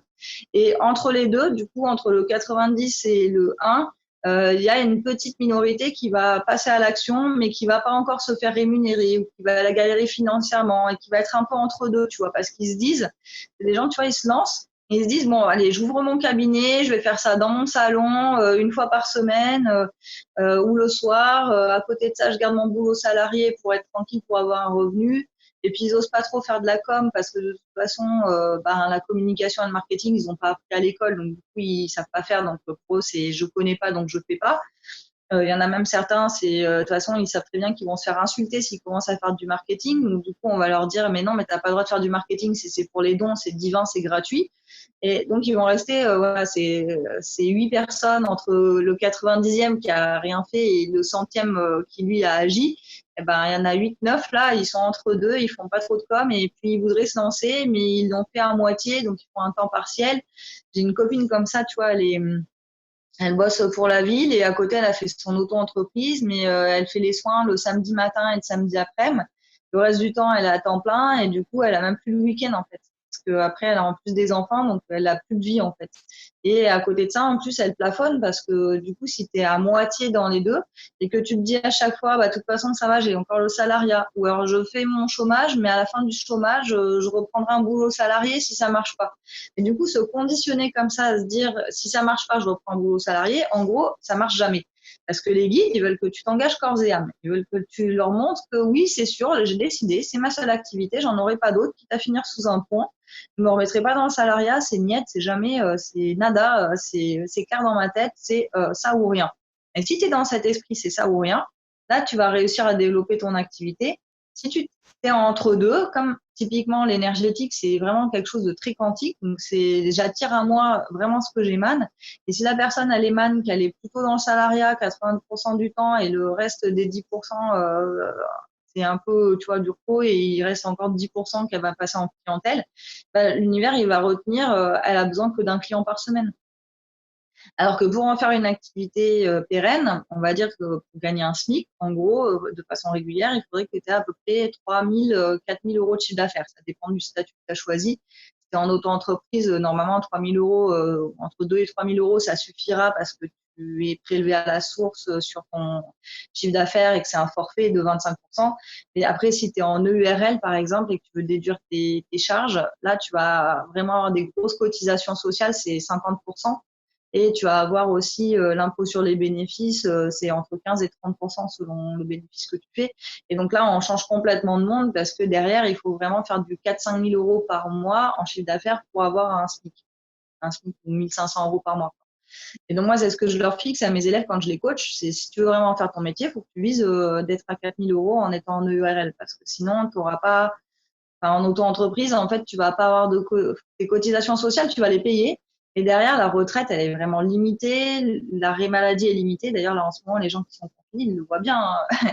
Les salariés, ils ont du coup droit au chômage technique ou ils ont droit à être en arrêt maladie pour garder les enfants, etc. Alors que les auto-entrepreneurs, c'est beaucoup plus limité. C'est clair. Donc, c'est vraiment un état d'esprit pour passer ce cap-là. Moi, tu vois, toutes ces étapes du coup, me dire que c'est possible, arrêter de douter, commencer à vouloir le faire pour les autres, petit à petit me dire, je veux que ce soit mon activité à temps plein. Ça s'est fait entre, on va dire, allez, on va prendre vraiment de quand j'ai fait mon stage de Reiki, donc qui était vraiment la première mise concrète en 2011, des mains dans l'énergie, et à créer mon statut en 2015, ça a mis du coup 4 ans. Et après ces 4 ans-là, en 2015, c'est ce que je te disais, je gagnais 50 euros par mois parce que j'étais encore avec mon boulot salarié à côté. Et donc, il a fallu encore 1 an, de 2015 à 2016, pour que j'arrive à me dire je vais être à temps plein dans cette activité énergétique et que je lâche le salariat. Encore, c'est parce que j'étais malade et que j'étais licenciée pour inaptitude au poste, en fait.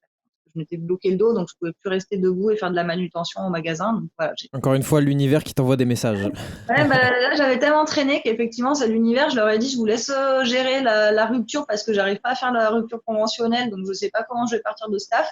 Et donc, l'univers m'a envoyé une hernie discale, donc du coup, ça m'a calmé. Et je me suis dit, bon, maintenant que je suis en inaptitude, il faut que je lance mon activité.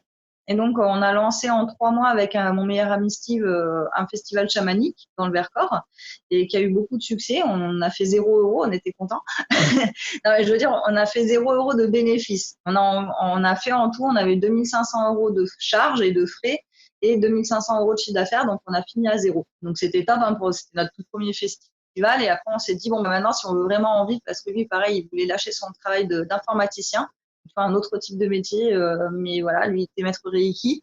Et il voulait devenir du coup vraiment à temps plein sur son activité Reiki. Donc, il a lâché le salariat et on s'est retrouvés à peu près en même temps tous les deux au chômage. Avec du coup 2 ans de chômage pour vraiment se dire à l'issue de mon chômage, quand j'aurai plus mes droits, il faut que mon activité me dégage un vrai salaire, quoi.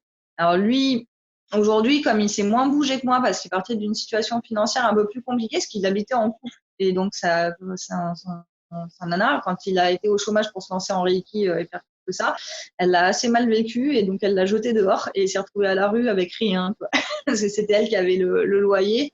Lui, il se retrouvait au chômage avec beaucoup de revenus, pas d'appart, machin. Donc, il est vraiment parti. C'était plus compliqué.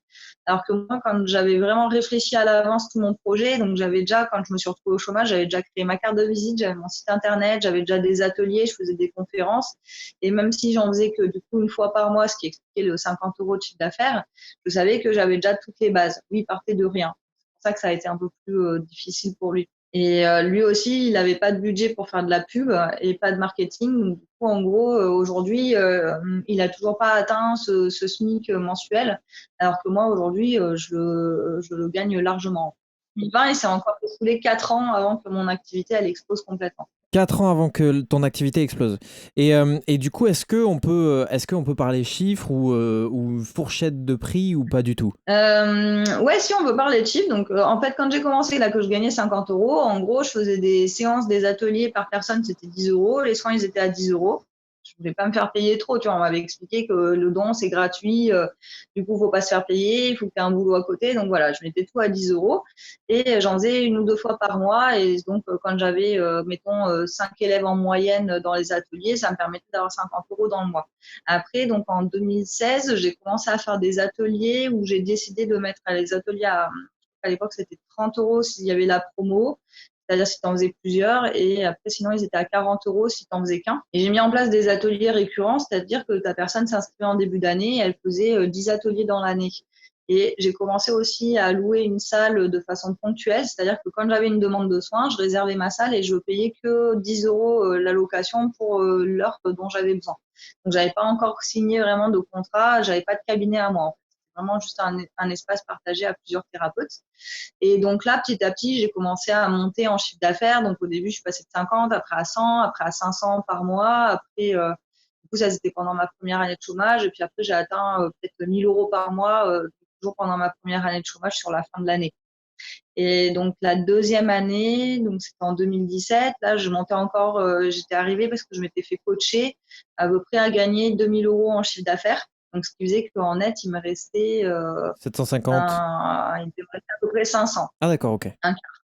Non, non, en net, quand tu as le chiffre d'affaires brut TTC et que derrière tu passes en net, c'est un quart à peu près. Donc de 2000, il me restait 500. Et comme j'avais 900 de chômage, j'étais contente parce que j'avais enfin atteint mon objectif de dépasser le SMIC. J'étais, ah ouais.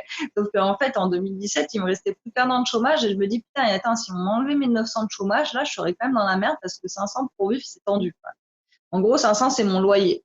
Donc voilà, après, une fois, si j'ai juste payé mon loyer et que je peux pas payer mes factures, mes loisirs et ma bouffe, c'est un petit peu compliqué. Donc je me suis dit, là, 2000, ça suffit pas. Et donc là, j'étais coincée parce que le plafond auto-entrepreneur à l'époque, c'était à peu près 2800 euros par mois. On ne pouvait pas monter tellement plus. Et j'en avais discuté avec ma coach, donc c'est le programme de Kéran, Thérapeute Lancez-vous.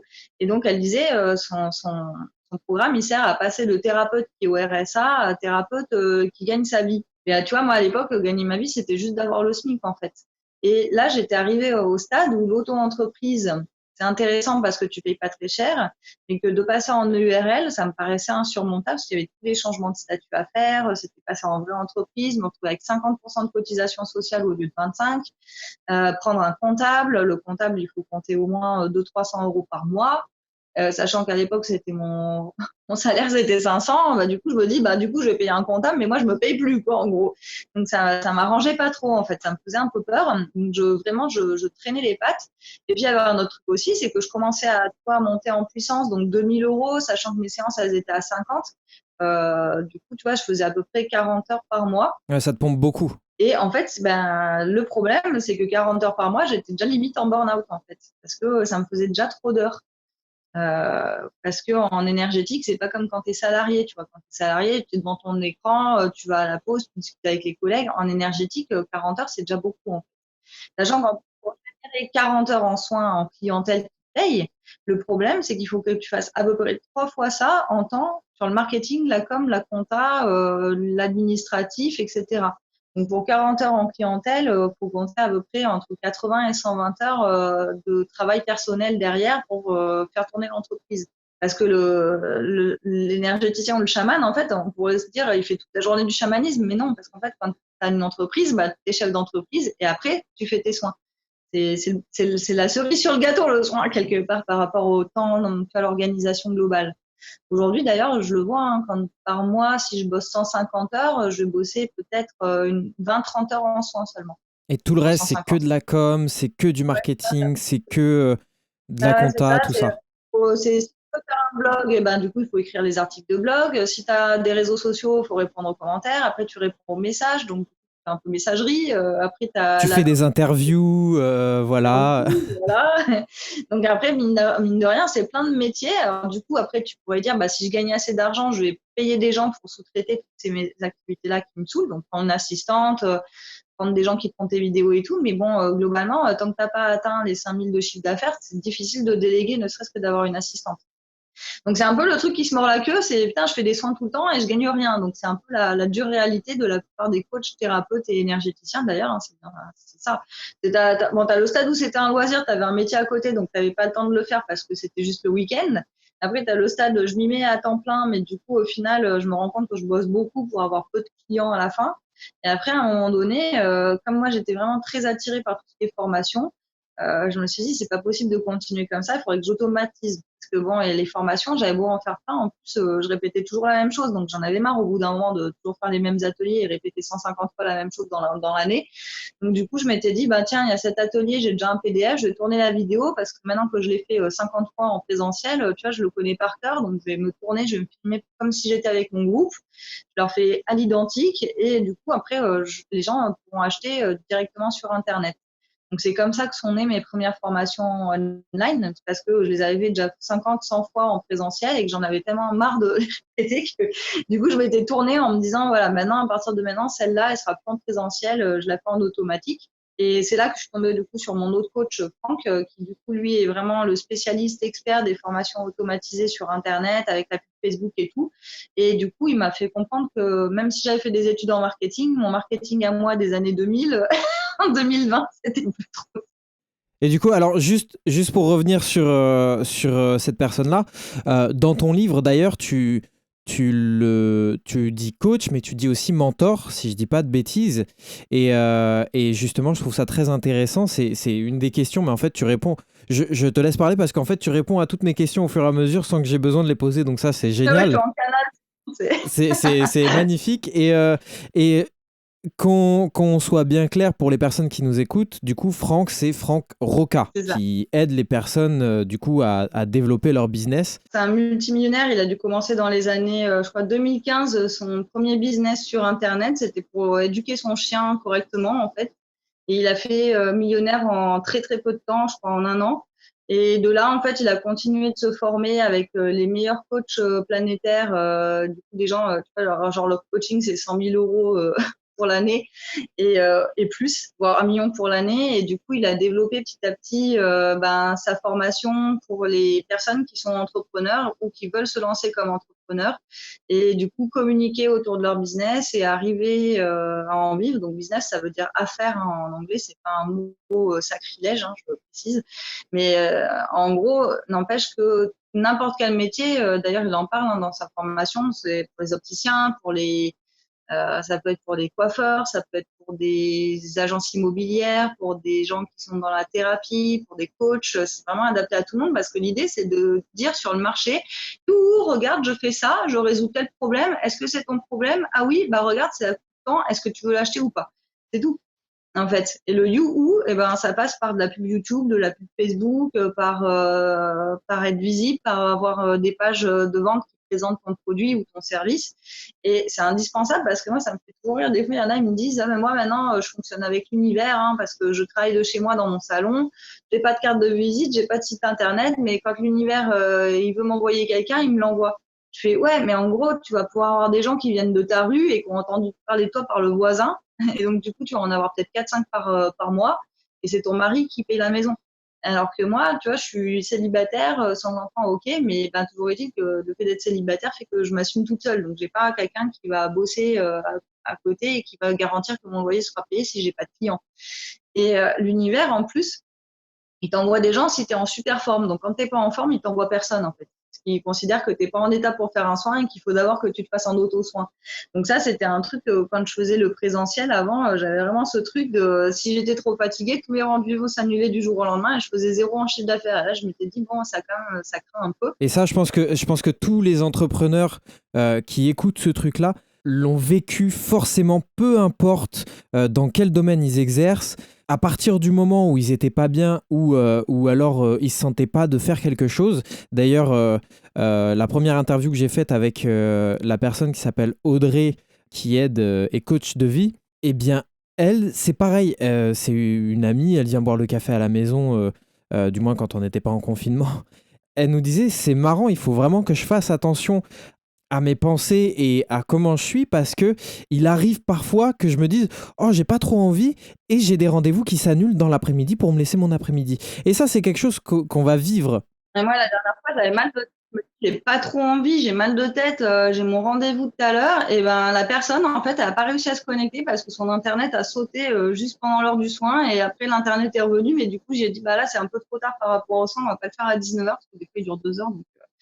Donc, c'était assez drôle, hein. Donc, c'est assez magique. Et donc, ouais, ce côté de les soins peuvent s'annuler, je me suis dit, il faudrait vraiment, je trouve, quelqu'un, tu vois, comme Franck, qui a automatisé son entreprise et qui fait que, eh ben, même s'il n'est pas là physiquement disponible, ça tourne quand même, en fait. Tu vois, ça vend tout seul les formations sur Internet. Et donc, ça me parlait vachement. Et c'est pour ça que j'ai intégré, du coup, son programme de coaching de groupe. Et en fait, en quelques mois, ben, tu sais, je plafonnais toujours à 2000 de chiffre d'affaires. Hein, ça n'arrivait pas à passer ce cap parce que ben, dès que je faisais plus de com ou que j'essayais de faire un salon, de me faire connaître, j'avais des rendez-vous qui se prenaient, mais après j'étais en burn-out ou trop fatiguée et tout s'y s'annulait et je retombais toujours à 2000 de chiffre d'affaires. Ça ne pouvait pas monter plus haut. En fait. C'était vraiment le truc, c'était le seuil, le sommet de l'Everest, c'était 2000 et j'arrivais pas à le dépasser. Les croyances limitantes. Il y avait les croyances limitantes aussi, le fait que du coup, je me disais que si je faisais plus que 2000, déjà que j'étais fatiguée, ça allait m'épuiser encore plus et m'étouffer.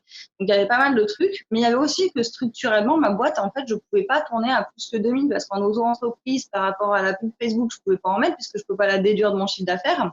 Et du coup, si tu payes ton RSI sur la pub Facebook que tu as investi, c'est très con parce que du coup, tu vas avoir limite à la fin, tu peux même faire du négatif, tu vois, à ce rythme-là, à payer tes cotisations sociales sur la pub Facebook quand tu ne la déduis pas.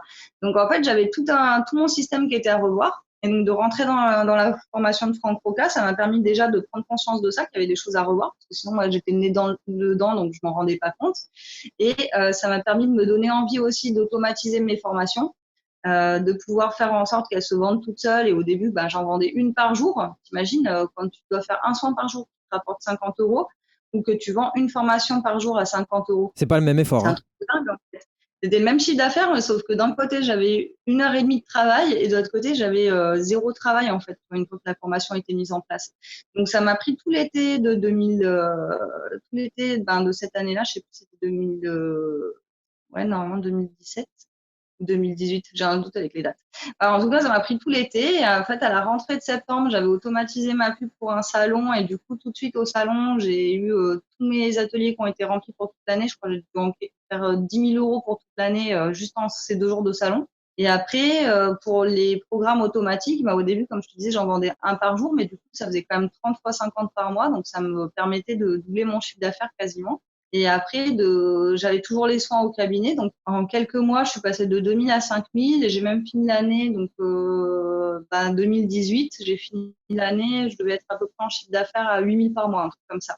Et donc, après, en 2019, le coach, il te pousse toujours à aller plus loin. Donc là, il m'a demandé, en fait, de encore plus accentuer sur ma gestion des tâches, sur la structure de mon entreprise, sur prendre des outils d'automatisation. Donc, pas de prendre aussi une assistante pour me dégager du temps. Donc là, ça a été vraiment repenser mon système en entier et changer de statut parce que du coup, là, enfin, j'avais décidé de mettre plus de pubs Facebook et il fallait vraiment que j'arrête de payer le RSI comme je le faisais sur le chiffre d'affaires parce que sinon, c'était complètement… dans ma pub Facebook, en gros, il faut compter quand tu mets 1 euro, il t'en rapporte 2. Donc, si tu veux gagner, mettons, 5000 euros de chiffre d'affaires avec la pub Facebook, il faut que tu mettes 2500. C'est vraiment proportionnel. Et donc, du coup, si sur les 5000, tu enlèves 2500, il t'en reste 2005. Mais si tu en RSI, tu le payes sur 5000, tu vas payer 25%, donc un quart de 5000. Et donc, moi, en fait, je voulais vraiment que mon RSI, je le paye plus que sur l'argent que je gagnais vraiment, sur mes bénéfices. Donc, du coup, c'est pour ça que j'ai changé à ce moment-là de statut. Parce que sinon, l'auto-entreprise, c'est vraiment bien tant que tu mets pas beaucoup de pubs. Et dès que tu vas avoir beaucoup de charges, genre un cabinet, le RSI, les automatisations, la pub Facebook, une assistante, etc. Il faut surtout plus être en auto-entreprise, quoi, parce que sinon, tu perds tout ton argent, c'est complètement bête. D'autant plus qu'après, en plus, tu arrives à un palier qui est le palier de la TVA et tu vas commencer à la payer, mais en auto-entreprise, tu peux pas la déduire. Donc, c'est débile. Tu payes ta TVA et à aucun moment donné, tu peux en déduire. Donc, c'est pas du tout intelligent comme fonctionnement. Donc, ça, je pense que c'est l'étape numéro 2. C'est l'auto-entrepreneur qui sort vraiment de ce système où il va gagner maximum 1000 euros par mois et qui arrive à se faire connaître. Et du coup, est obligé de passer en société parce que sinon, sa structure de coûts et son organisation ne lui permet plus de progresser. Et donc, moi, en fait, à partir du moment où j'ai changé de statut, j'ai fait plusieurs défis, notamment avec Doumassé, le défi des 100 jours sur les croyances, sur l'argent, sur l'abondance et sur la mission de vie pour me remettre un coup de boost mais vraiment me redéfinir aussi pourquoi je le faisais. Et donc, mon projet que j'avais complètement mis de côté, là, d'avoir un écolieu autour du chamanisme, mis de côté parce que j'avais pas les thunes, hein, tout simplement. Donc, du coup, ça servait à rien que j'y réfléchisse en me disant, bah, j'ai pas les thunes, je pourrais jamais le faire. Et là, en fait, je me suis dit, bah, si un jour je pourrais avoir les thunes, j'y crois. Donc, je vais me focaliser là-dessus, sur ce projet-là. Et d'ailleurs, j'étais même allée voir les banques en disant, bah, moi, j'aimerais bien emprunter. Et là, ils m'ont ri au nez parce qu'ils m'ont fait, non, les médiums, chaman, c'est des activités, on ne prête pas. De toute façon, vous n'avez pas de revenus réguliers, votre revenu net, il est trop bas. Pour emprunter, il faudrait emprunter maximum, là, on vous prêterait au maximum 100 000 euros.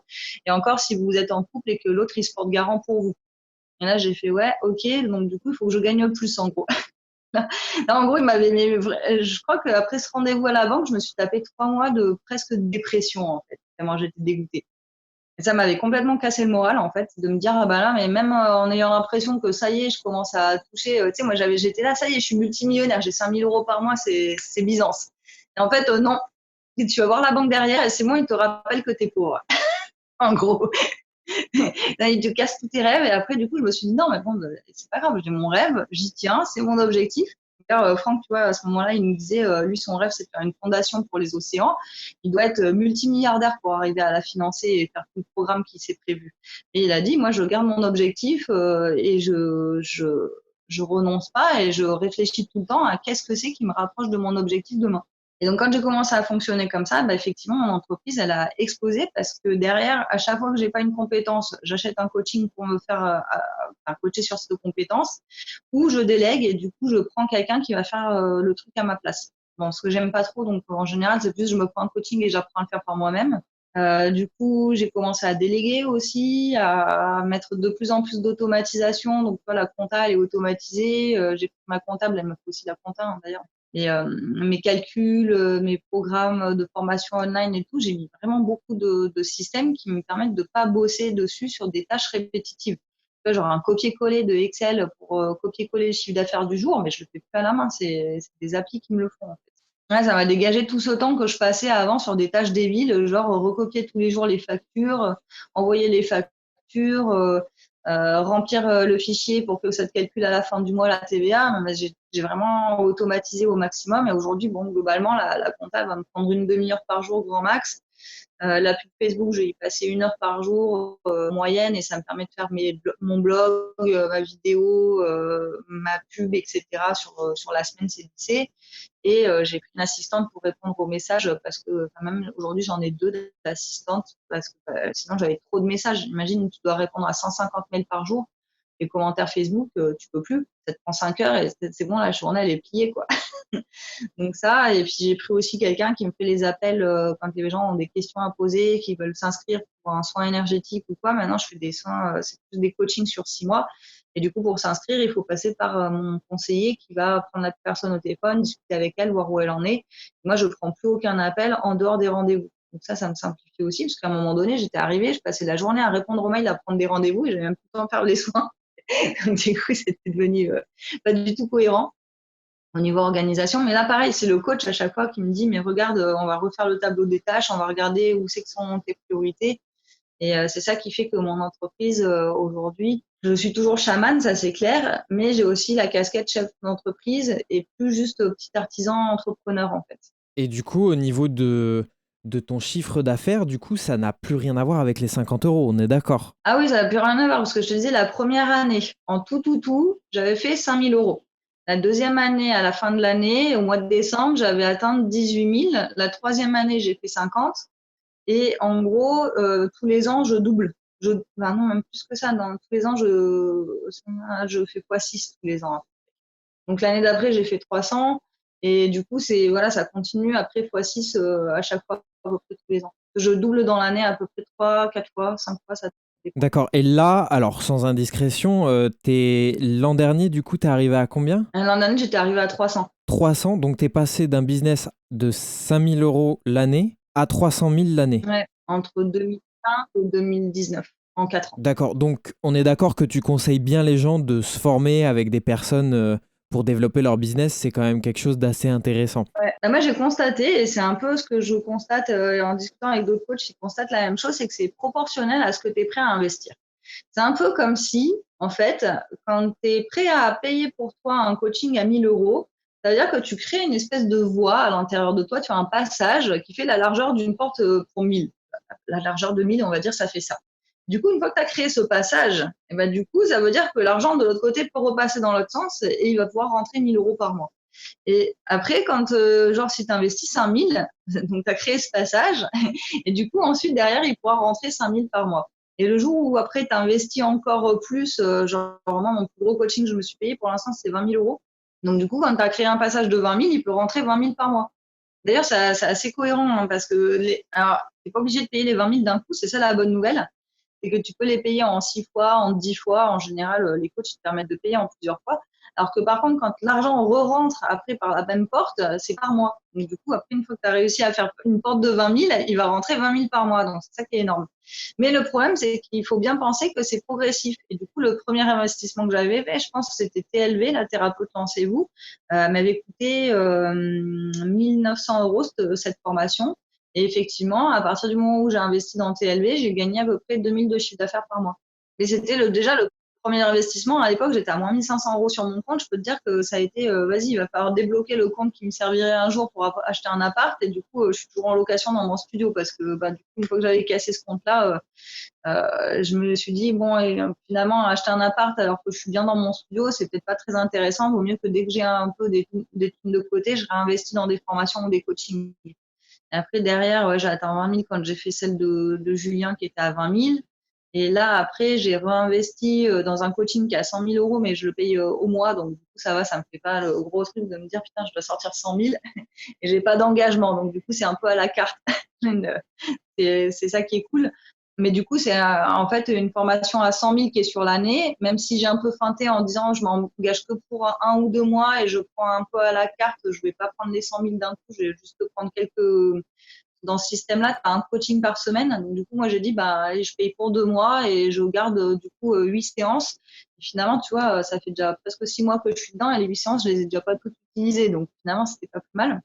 Mais le fait que le coaching était à 100 000, ça m'a permis de gagner 100 000 par mois aujourd'hui, tu vois. C'était vraiment, c'est un truc, c'est hallucinant. Alors peut-être que c'est parce que je me suis créé cette croyance que ça fonctionne comme ça, mais j'ai quand même l'impression que c'est un peu un juste retour de l'univers. C'est-à-dire, si tu es capable de te l'offrir, ça veut dire que tu penses que tu vas te le rentabiliser, que tu les vaux, et si ta valeur, elle est de 100 000, bah, ça veut dire que les autres percevront que tu vaux 100 000, ce que tu fais, en tout cas, ça vaut 100 000, et tu vas le récupérer comme un retour sur investissement. C'est vraiment important pour toi, du coup, de savoir investir sur soi plutôt que d'investir dans un appartement, par exemple, comme tu disais. C'est plus important d'investir dans son business que d'investir dans son appartement. Ouais. Ah oui, tout simplement parce que ton business, c'est ce qu'on appelle un actif. C'est-à-dire que plus tu investis dedans, plus normalement, avec le retour sur investissement, ça va te rapporter. C'est-à-dire que si tu mets 1 € en coaching, logiquement, tu vas récupérer 1 € par mois parce que tu l'as mis une fois ton euro, mais après, tu récupères 1 € par mois. Ça devient comme une espèce de rente, tu vois, que tu récupères par le business que tu as développé. Si tu prends, je sais pas moi, la publicité Facebook, quand tu mets 1 €, il t'en rend deux. Et si tu as des super bons systèmes, il peut même t'en rendre jusqu'à 10. Tu vois, si tu passes sur des systèmes vraiment de formation haut de gamme, avec des webinaires, avec des trucs vraiment évolués, pas juste un petit post, tu peux même aller sur du x10 ou du x15. Si tu as en plus des appels de vente avec un conseiller, ça va à x15 des fois. Donc, du coup, tu mets une fois 7 € et derrière, Facebook, il va te permettre de générer un client qui te rapporte tous les mois de l'argent pendant 1 an, par exemple. Tu vois, c'est comme une rente de nouveau. Et l'idée, donc, c'est revenu actif, c'est que ben, plus tu as plein de petites rentes dans tous les sens, plus tu vas avoir un revenu régulier. Et là, dans ce cas-là, la banque, elle est OK pour te prêter. Et l'avantage aussi, c'est qu'après, ces bénéfices, tu vas pouvoir acheter des apparts, mais où tu n'habites pas dedans. Parce que l'idée, c'est de mettre un locataire. Et quand après ton business, qui est un peu risqué, parce que comme business Facebook, YouTube, etc., tu prends des risques, tu investis, mais c'est risqué, tu n'es pas sûr de gagner à la fin. Alors que si tu investis pour acheter un appart et mettre un locataire dedans, logiquement, le risque est quand même assez faible, à part que ton locataire ne te paye pas ton loyer, mais bon, une assurance pour ça. Et après, Acheter un appart pour soi, ça veut dire que tu prends de l'argent, tu le mets dans de la pierre et puis après, tu es bloqué.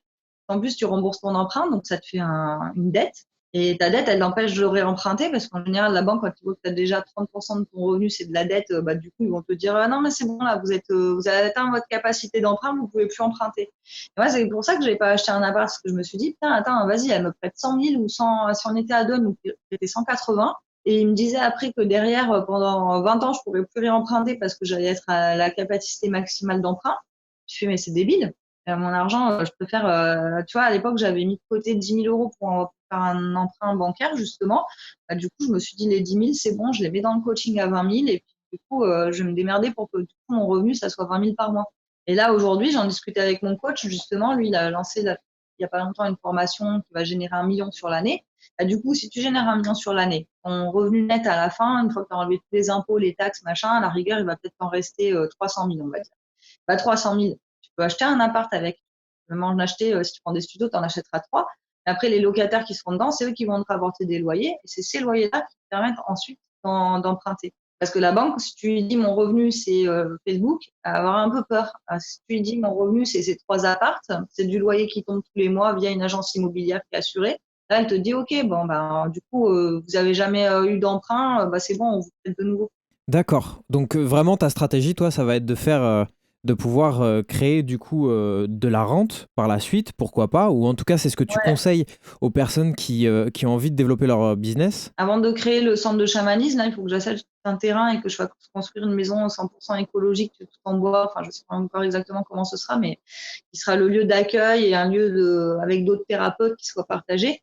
Et du coup, pour créer ça, en fait, j'ai pas forcément envie d'investir 500 000 euros comme ça d'un coup pendant 30 ans et enfin même 20 ans, parce qu'en général, pour les entreprises, même si je le faisais pour l'entreprise, c'est encore pire que ça. Ils te prêtent que sur 15 ans. 30 ans. Non, sur les À c'est 15 15 ans. ans, tu es limité à 15 ans pour des locaux d'entreprise. Et comme là, ça va être pour mon entreprise, pour pouvoir faire des ateliers, des stages et de la location pour d'autres thérapeutes qui voudraient trouver un lieu. Il faut que ce soit un lieu de chamanisme autour de l'énergie, mais partagé. Il faut y avoir aussi de la réflexion plantaire, de l'hypnose, enfin, d'autres activités en lien avec le bien-être. Et donc ça, j'aurais droit à emprunter que sur 15 ans. Et quand j'ai découvert ça, parce que la banque m'a dit, bah non, les pros, ils empruntent que sur 15 ans. Et je me suis dit, mais attends, si un lieu, il coûte 500 000 et que tu peux emprunter sur 15 ans, c'est impossible d'arriver via des locations à des gens qui gagnent pas beaucoup d'argent, parce que globalement, le métier d'hypnothérapeute, de thérapeute, etc., ce que je te disais tout à l'heure, il y a quand même 90% des thérapeutes qui gagnent moins que 1 000 euros par mois et ils sont tous à temps partiel. Donc, du coup, tu peux pas leur demander des loyers non plus, c'est pas des loyers en or, en fait. Donc, c'est d'ailleurs pour ça que les 3 autres centres où j'ai pu faire de la com et du marketing pour les centres et former un peu les gens là-dessus, et ben, les 3, il y en a un, il est financé par la mairie, donc dans un quartier chaud, donc c'est un peu vraiment tout le monde est un peu en mode on fait des ateliers pas chers là-bas, mais c'est financé par la mairie en partie. L'autre qui avait été créé, on était une dizaine de thérapeutes dedans, on a fait faillite parce qu'en gros, on a accumulé une dette de 40 000 euros en 2 ans à pas payer les loyers parce que c'était un super grand lieu et qu'il n'y avait pas assez de thérapeutes dedans et que le mec qui avait fait ça, en plus, il a détourné de l'argent. C'est un peu l'apothéose. C'était génial. Mais donc, de toute façon, le lieu aurait quasiment jamais pu être rentable parce que le loyer, plus les charges d'EDF, les charges de lumière et tout, était tellement gros par rapport à ce que nous, on pouvait payer comme loyer en tant que thérapeute à temps partiel, que ça pouvait jamais joindre les deux bouts, en fait. C'était pas possible. Et l'autre lieu, c'était un mec qui était déjà assez riche, qui avait acheté un lieu et qui avait fait une SCI dedans.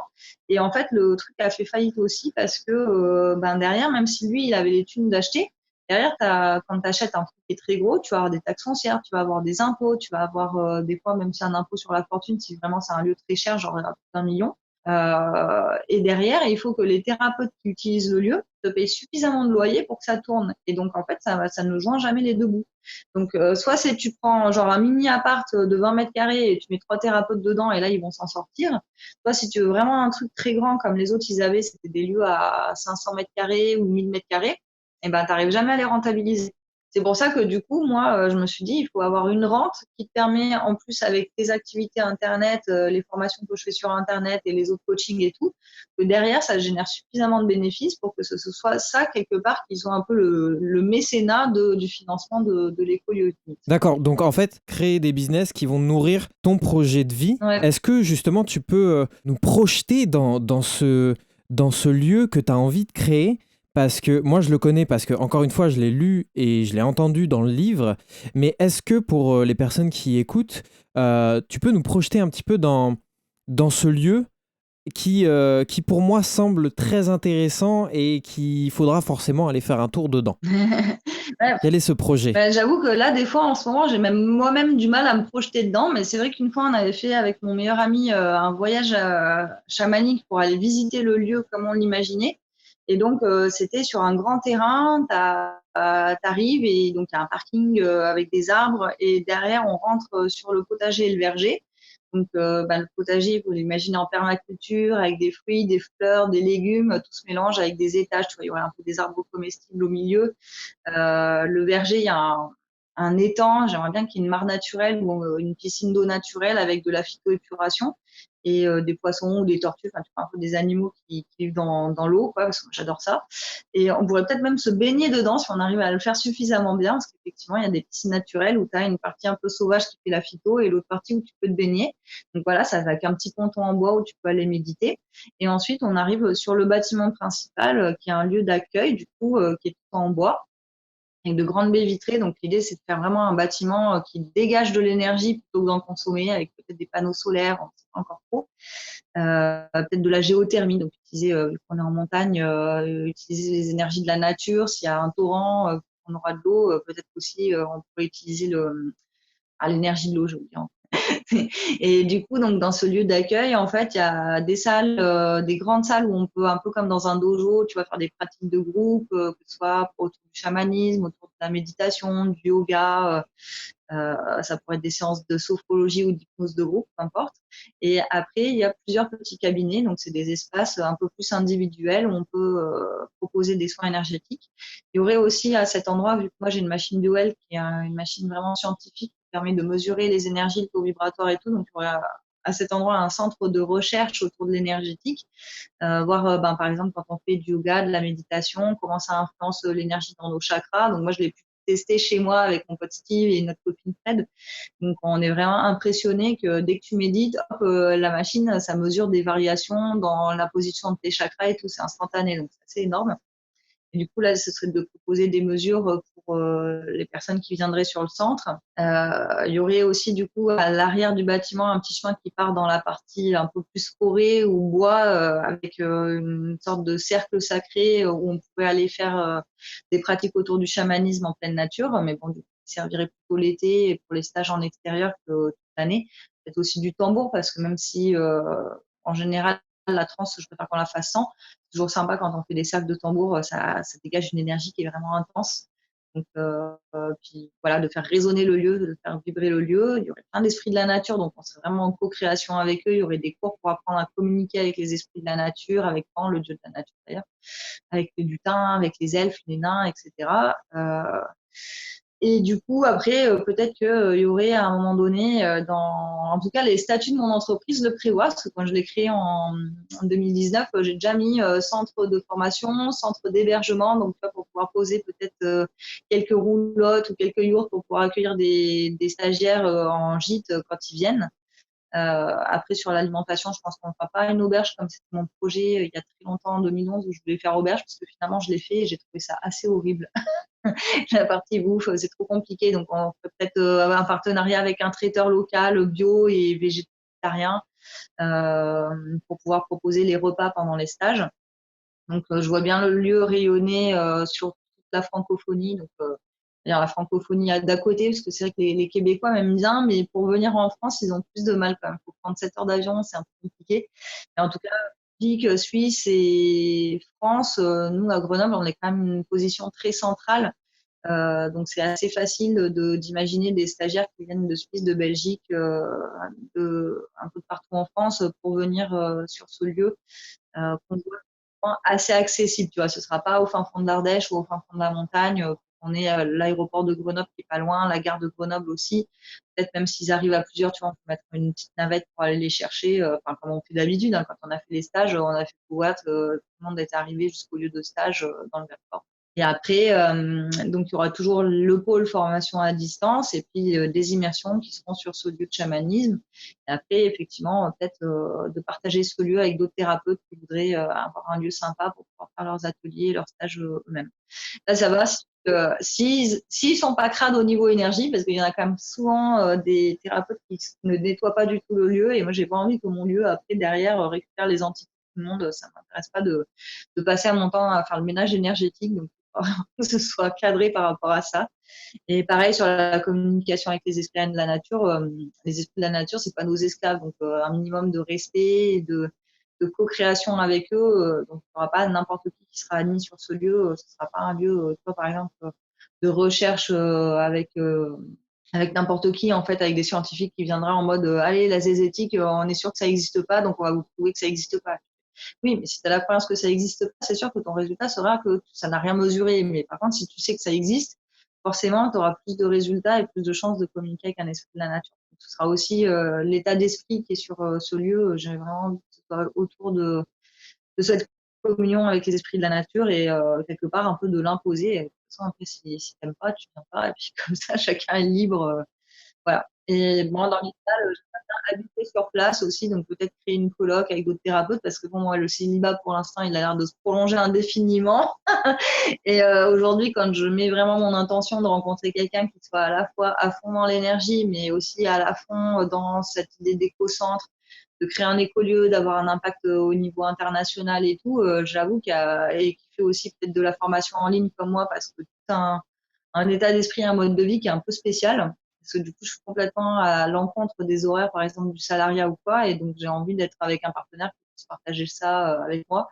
Donc, bon, pour l'instant, j'en vois pas le bout du nez. Donc, on va dire que ce sera peut-être juste une coloc avec d'autres amis thérapeutes qui cherchent un lieu pour vivre. Moi, j'ai l'habitude de vivre seule, mais tu vois, c'est dans ma bulle. Donc, si elle fait 40 mètres carrés, 50 mètres carrés, ma bulle, ça sera très bien. Et le lieu sur peut-être 1000 mètres carrés ou 1 hectare, après, ça dépendra du budget qu'on aura, mais on peut vivre à plusieurs largement. Tu vois. Ça fasse un peu comme un éco-village, comme tous ces éco-villages que j'ai pu visiter un peu partout en France ou même en Corse, en Suisse, où il y a tu vois, plusieurs familles qui vivent et qui partagent des choses autour d'une même charte, d'une même idée. J'espère que je vous ai bien fait rêver du coup. Ah bah ça c'est sûr. C'est sûr parce que tu en parles aussi pas mal dans ton livre. Je trouve ça vraiment intéressant justement de l'intention que tu as derrière. Alors du coup, pour finir sur l'écolieu, l'objectif de cet écolieu, c'est vraiment de reconnecter du coup l'humain à la nature pour qu'il reste du coup et qui se renoue avec ce dont on parlait tout à l'heure, à cette intuition, à cette connexion avec la nature. Ouais, c'est vraiment ça, ouais. C'est renouer l'humain avec ses capacités innées, naturelles de télépathie, de clairvoyance, de clairaudience. Pas forcément pour que ça devienne des guérisseurs ou des chamans comme moi, mais vraiment plus pour qu'ils soient connectés avec leur intuition et avec leur mission de vie, avec ce que veut leur âme. Parce que ça peut être toi, en tant que communicateur, ça pourrait être des bâtisseurs, ça pourrait être des leaders, ça pourrait être des coachs, peu importe en fait sa mission. Toujours est-il que la mission, c'est ce qui nous rend heureux sur Terre. On peut se reconnecter à ça, c'est vraiment pour moi quelque chose de très important. Et moi, de toute façon, ma mission, c'est réveiller les dons et réveiller la plus belle nature. Donc, de toute façon, je pourrais toujours essayer de faire autre chose. Ça revient tout le temps et ça revient tout le temps et ça me lâche pas. Et l'écolieu, en fait, c'est vrai qu'à un moment donné, je voulais un peu par facilité demander au guide, vas-y, donnez-nous les chiffres du loto, comme ça on gagne vite une grosse somme, ou trouvez-nous un sponsor, un mécène, machin. Ça n'a jamais fonctionné. Par contre, le jour même, à chaque fois que j'ai fait la demande, j'ai eu un nouveau coach qui est apparu dans ma vie, comme ça, genre sa pub arrivait sur ma page, son email, et c'était exactement la personne dont j'avais besoin pour avancer plus. Et aujourd'hui, je suis super fière de moi parce que je me dis que finalement, j'aurais pas besoin d'avoir un coup de baguette magique du loto pour y arriver, mais c'est vraiment ça parce que je vais développer étape par étape. Et je pense aussi que c'est super important parce que quand tu gagnes au loto, en fait, t'as pas toute cette expérience de chef d'entreprise. Imagine de gérer un écolieu avec tous les gens, avec les contrats, avec les clients, etc. Mais en fait, on m'aurait donné le loto, j'aurais été dans la merde parce que j'aurais pas eu toutes ces compétences que j'ai acquis là en 8 ans, que je me décarcasse à développer mes dons et en parallèle à les mettre dans la matière et les incarner en fait vraiment dans quelque chose de concret, un projet hyper terre à terre, parce que moi j'arrive à concilier maintenant les deux. Mais avant, il y a 8 ans, je conciliais pas les deux, j'étais complètement perchée. D'ailleurs, souvent, dans mon livre, toute la première partie du livre, j'en parle. Voilà, j'étais complètement à l'ouest. Et autant quand j'étais salariée, j'étais bien cadrée, mais autant quand j'étais au début de mes dons, ça partait dans tous les sens. Et j'aurais pas pensé à un moment donné avoir une entreprise et puis être chef d'entreprise en fait là-dedans. Ok, et du coup, j'ai une petite question pour toi, et du moins, j'aimerais bien avoir ton avis. Quel est pour toi, à ton avis, le facteur de réussite d'un entrepreneur? Je pense que c'est l'état d'esprit. Ça, c'est le premier facteur parce que l'état d'esprit, en fait, ça entraîne tes croyances, ça va entraîner si tu passes à l'action ou pas à l'action. C'est l'état d'esprit, c'est aussi l'autodiscipline de te dire, putain, aujourd'hui, j'ai la flemme de bosser, mais j'ai un truc à finir. Et donc, du coup, tu le finis quand même. Tu es obligé de te forcer à ça. Et l'état d'esprit, c'est ça qui va faire aussi que tu as assez confiance en toi et que tu te dis, ben là, investir 20 000 euros, je vais les mettre. Plutôt que de te flipper ou de te dire, ah bah non, mais ça vaut peut-être pas le coup, etc. Parce que des peurs et des doutes, j'en ai. Hein. Et des fois, là même, quand j'ai investi 20 000 euros, j'ai fait une crise d'asthme derrière, tellement j'ai eu peur. En fait, ça m'a déclenché une crise d'asthme alors que j'en avais pas fait depuis 20 ans, tu sais. Et du coup, c'est vraiment ce truc de l'état d'esprit pour se challenger en permanence. Et il y a un autre truc aussi, c'est que mes objectifs, si je double tous les 2-3 mois, comme je te disais tout à l'heure, c'est parce que dès que j'atteins un objectif, eh ben, je me refais ma fiche d'objectif, je mets le double. Donc, genre, si j'avais mis un objectif, allez, cette année, je dois finir à 50 000, et ben, ma feuille d'objectif, après, ça va être le mois prochain, je dois faire 100 000. C'est comme ça. À chaque fois, je double. Et du coup, je persiste et je recommence et je me fais coacher si j'ai besoin jusqu'à ce que j'atteigne l'objectif. Et dès que je l'ai atteint, je redouble, en fait. Donc, du coup, pas je redouble comme à l'école, mais je redouble l'objectif. Et du coup, bah forcément, si à chaque fois que tu atteins un objectif, tu te mets x2, ben, tu avances vite. Hein. C'est obligé. Donc ça, c'est vraiment l'état d'esprit. Parce que l'état d'esprit de l'échec, c'est inversement, c'est celui qui va hésiter, rester dans son doute, qui va pas agir, qui va pas investir, qui va rien vouloir dépenser, qui va vouloir tout faire gratuit. Et celui-là, bah, il stagne.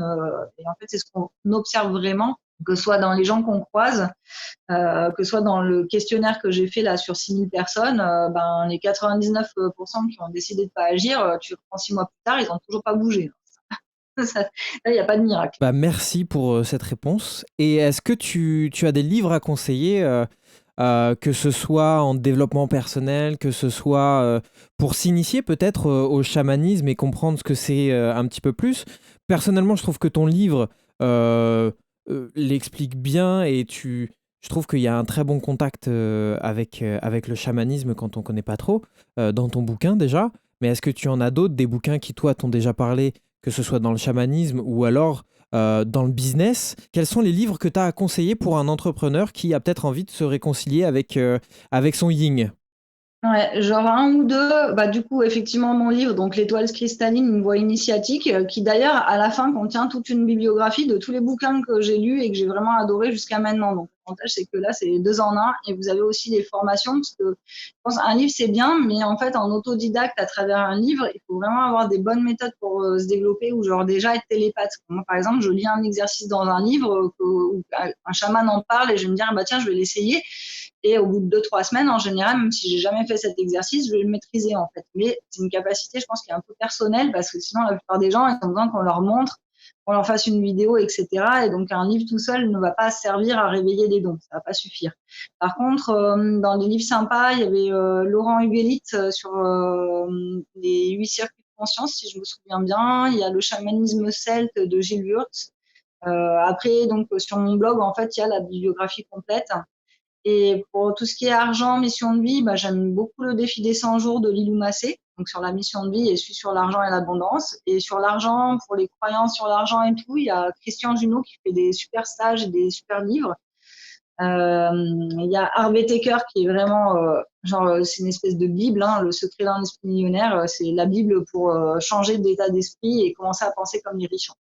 Parce que concrètement, avec un état d'esprit pauvre, on aurait un impact sur une dizaine de personnes par mois, alors qu'avec un état d'esprit riche, on peut avoir l'espoir d'aider plusieurs milliers de personnes par mois, voire millions de personnes par mois. Voilà. C'est en fait. Après, c'est pas que l'un ou l'autre est mal, mais c'est juste de se dire, bah moi, j'ai envie d'avoir un impact sur plusieurs millions de personnes dans ma vie. Donc, du coup, il vaut mieux que je prenne l'état d'esprit Harvey Taker pour aller au plus haut et dépasser vraiment tous mes blocages parce que je pense que ça fait partie de mon évolution aussi. Ok, eh bien merci pour cette liste de livres et je pense que je mettrai un lien vers ton blog dans la description. Ouais.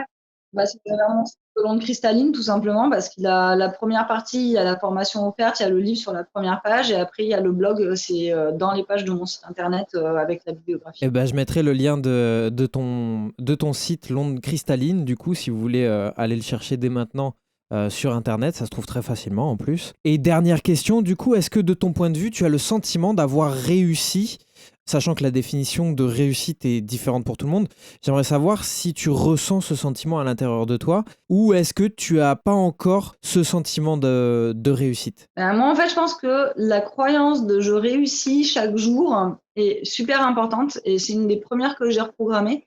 Donc, en fait, tous les jours, je suis programmée à me dire aujourd'hui, j'ai réussi en fait. Et de toujours être en permanence à me dire là, jusqu'à présent, je réussis, ça va te programmer à réussir pour les prochains objectifs que tu te fixes parce que c'est vraiment une routine. Si tu as un objectif, tu l'atteins, donc du coup, tu te dis ouais, j'ai réussi. Et après, tu te mets un autre objectif, tu doubles, ah, je l'atteins, donc je réussis. Et donc, ta réussite, c'est pas un truc que tu dois atteindre plus tard, genre sommet de l'Everest, quand j'aurai monté 2000 mètres d'altitude, plus 2000 mètres d'altitude et que j'y serai. Enfin, c'est vraiment tous les jours, j'ai fait 2 pas, ah bah j'ai réussi. J'ai réussi à faire mes 2 pas. Parce que sinon, ça fait comme tous les gens que je croise dans mes coachings, au début du coaching, justement, où ils sont programmés sur j'aimerais un jour être thérapeute, revivre à mon compte, faire que ça de mes journées alors que je suis salarié, et du coup, ils pensent être dans l'échec. Alors que si déjà ils se mettaient dans l'état d'esprit que ma première réussite, ça va être de contacter Pôle emploi pour négocier du coup un financement de formation pour être hypnothérapeute par exemple, et du coup j'ai réussi ça, et après le deuxième étape ça va être en parler à mon mari pour que lui il gère d'avoir des revenus pendant ma reconversion, deuxième réussite. Il faut vraiment des réussites au jour le jour, et sinon on n'atteint jamais les objectifs et du coup on reste dans l'échec. Et c'est ça aussi qui permet de se dire, putain, aujourd'hui, franchement, j'ai fait une pub, elle m'a coûté 1000 euros et j'ai rien gagné, c'est une pub de merde, c'est un échec, j'en fais plus jamais. Non. C'est, ok, d'accord, ma pub aujourd'hui, elle a réussi à dépenser 1000 euros, mais elle a rien rapporté en face. Du coup, demain, je vais essayer de faire une pub qui dépense 1000, mais qui rapporte 2000, tu vois. Donc, c'est plus de revoir la façon de considérer l'échec, pas comme un espèce de stop définitif, c'est pas la bonne voie. Parce que souvent, en plus, dans la spiritualité, il y a une espèce de légende qui dit que si c'est fluide et que tout est facile, du coup, c'est le bon chemin.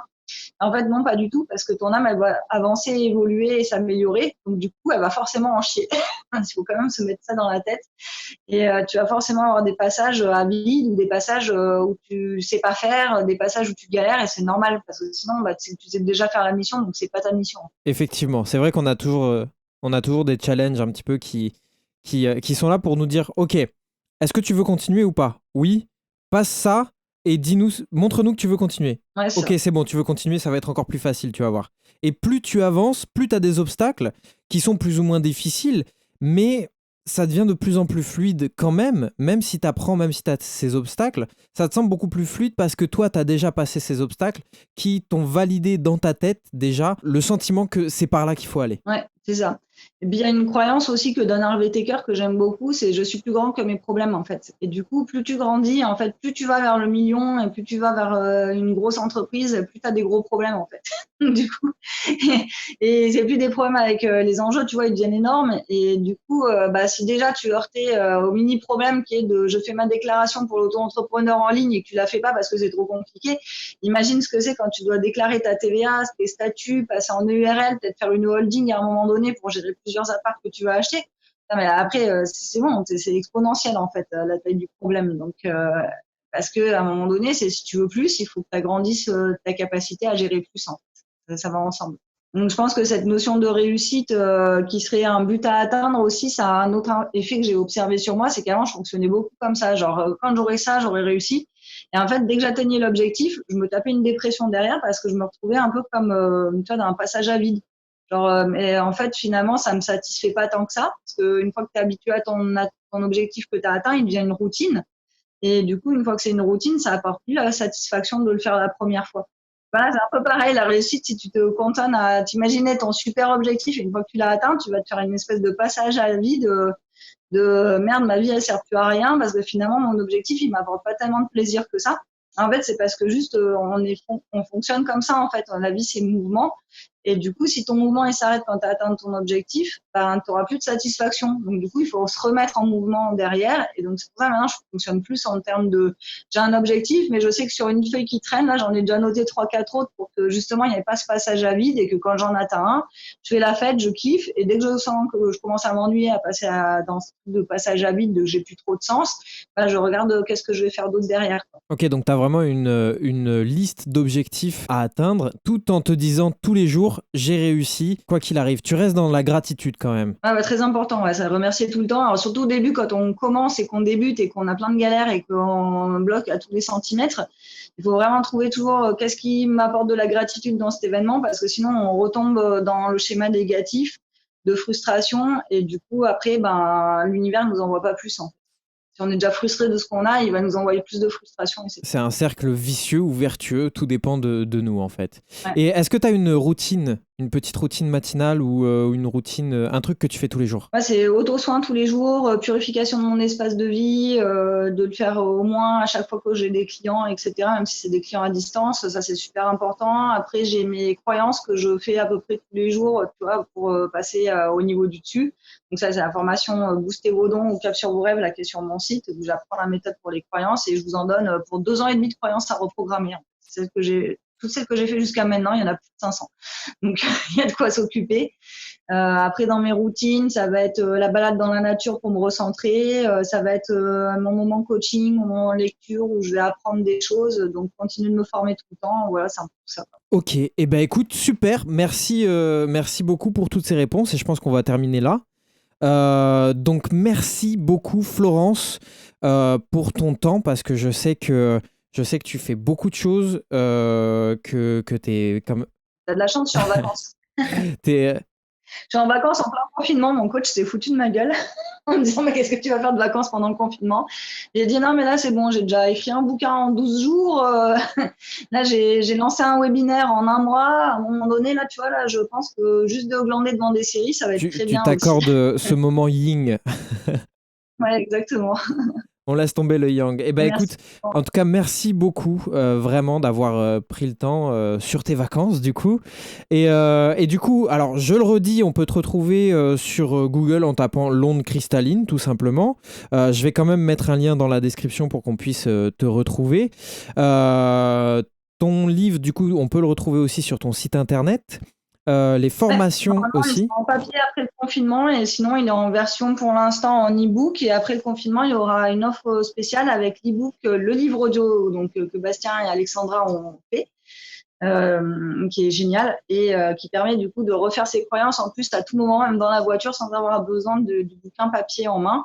Et donc, il y aura le bouquin papier qui est pour l'instant en train d'être relu parce que forcément, ça demande beaucoup de travail, de la mise en page, etc. Donc, c'est en cours et avec le confinement, on a pris un petit peu du retard parce que ce sont les aléas. En même temps, le bouquin, je l'ai écrit juste avant le confinement et je ne savais même pas que j'allais l'écrire. C'était le 2 mars, les guides ils commencent à m'envoyer le texte et le 16 mars, le bouquin est fini le jour du confinement. Donc, on va chercher. C'était comme ça. Et du coup, c'est un très bon moyen d'occuper son confinement. Donc, je l'ai lu puisque j'ai eu la chance de travailler dessus et il est très intéressant et du coup je vous le conseille à tous.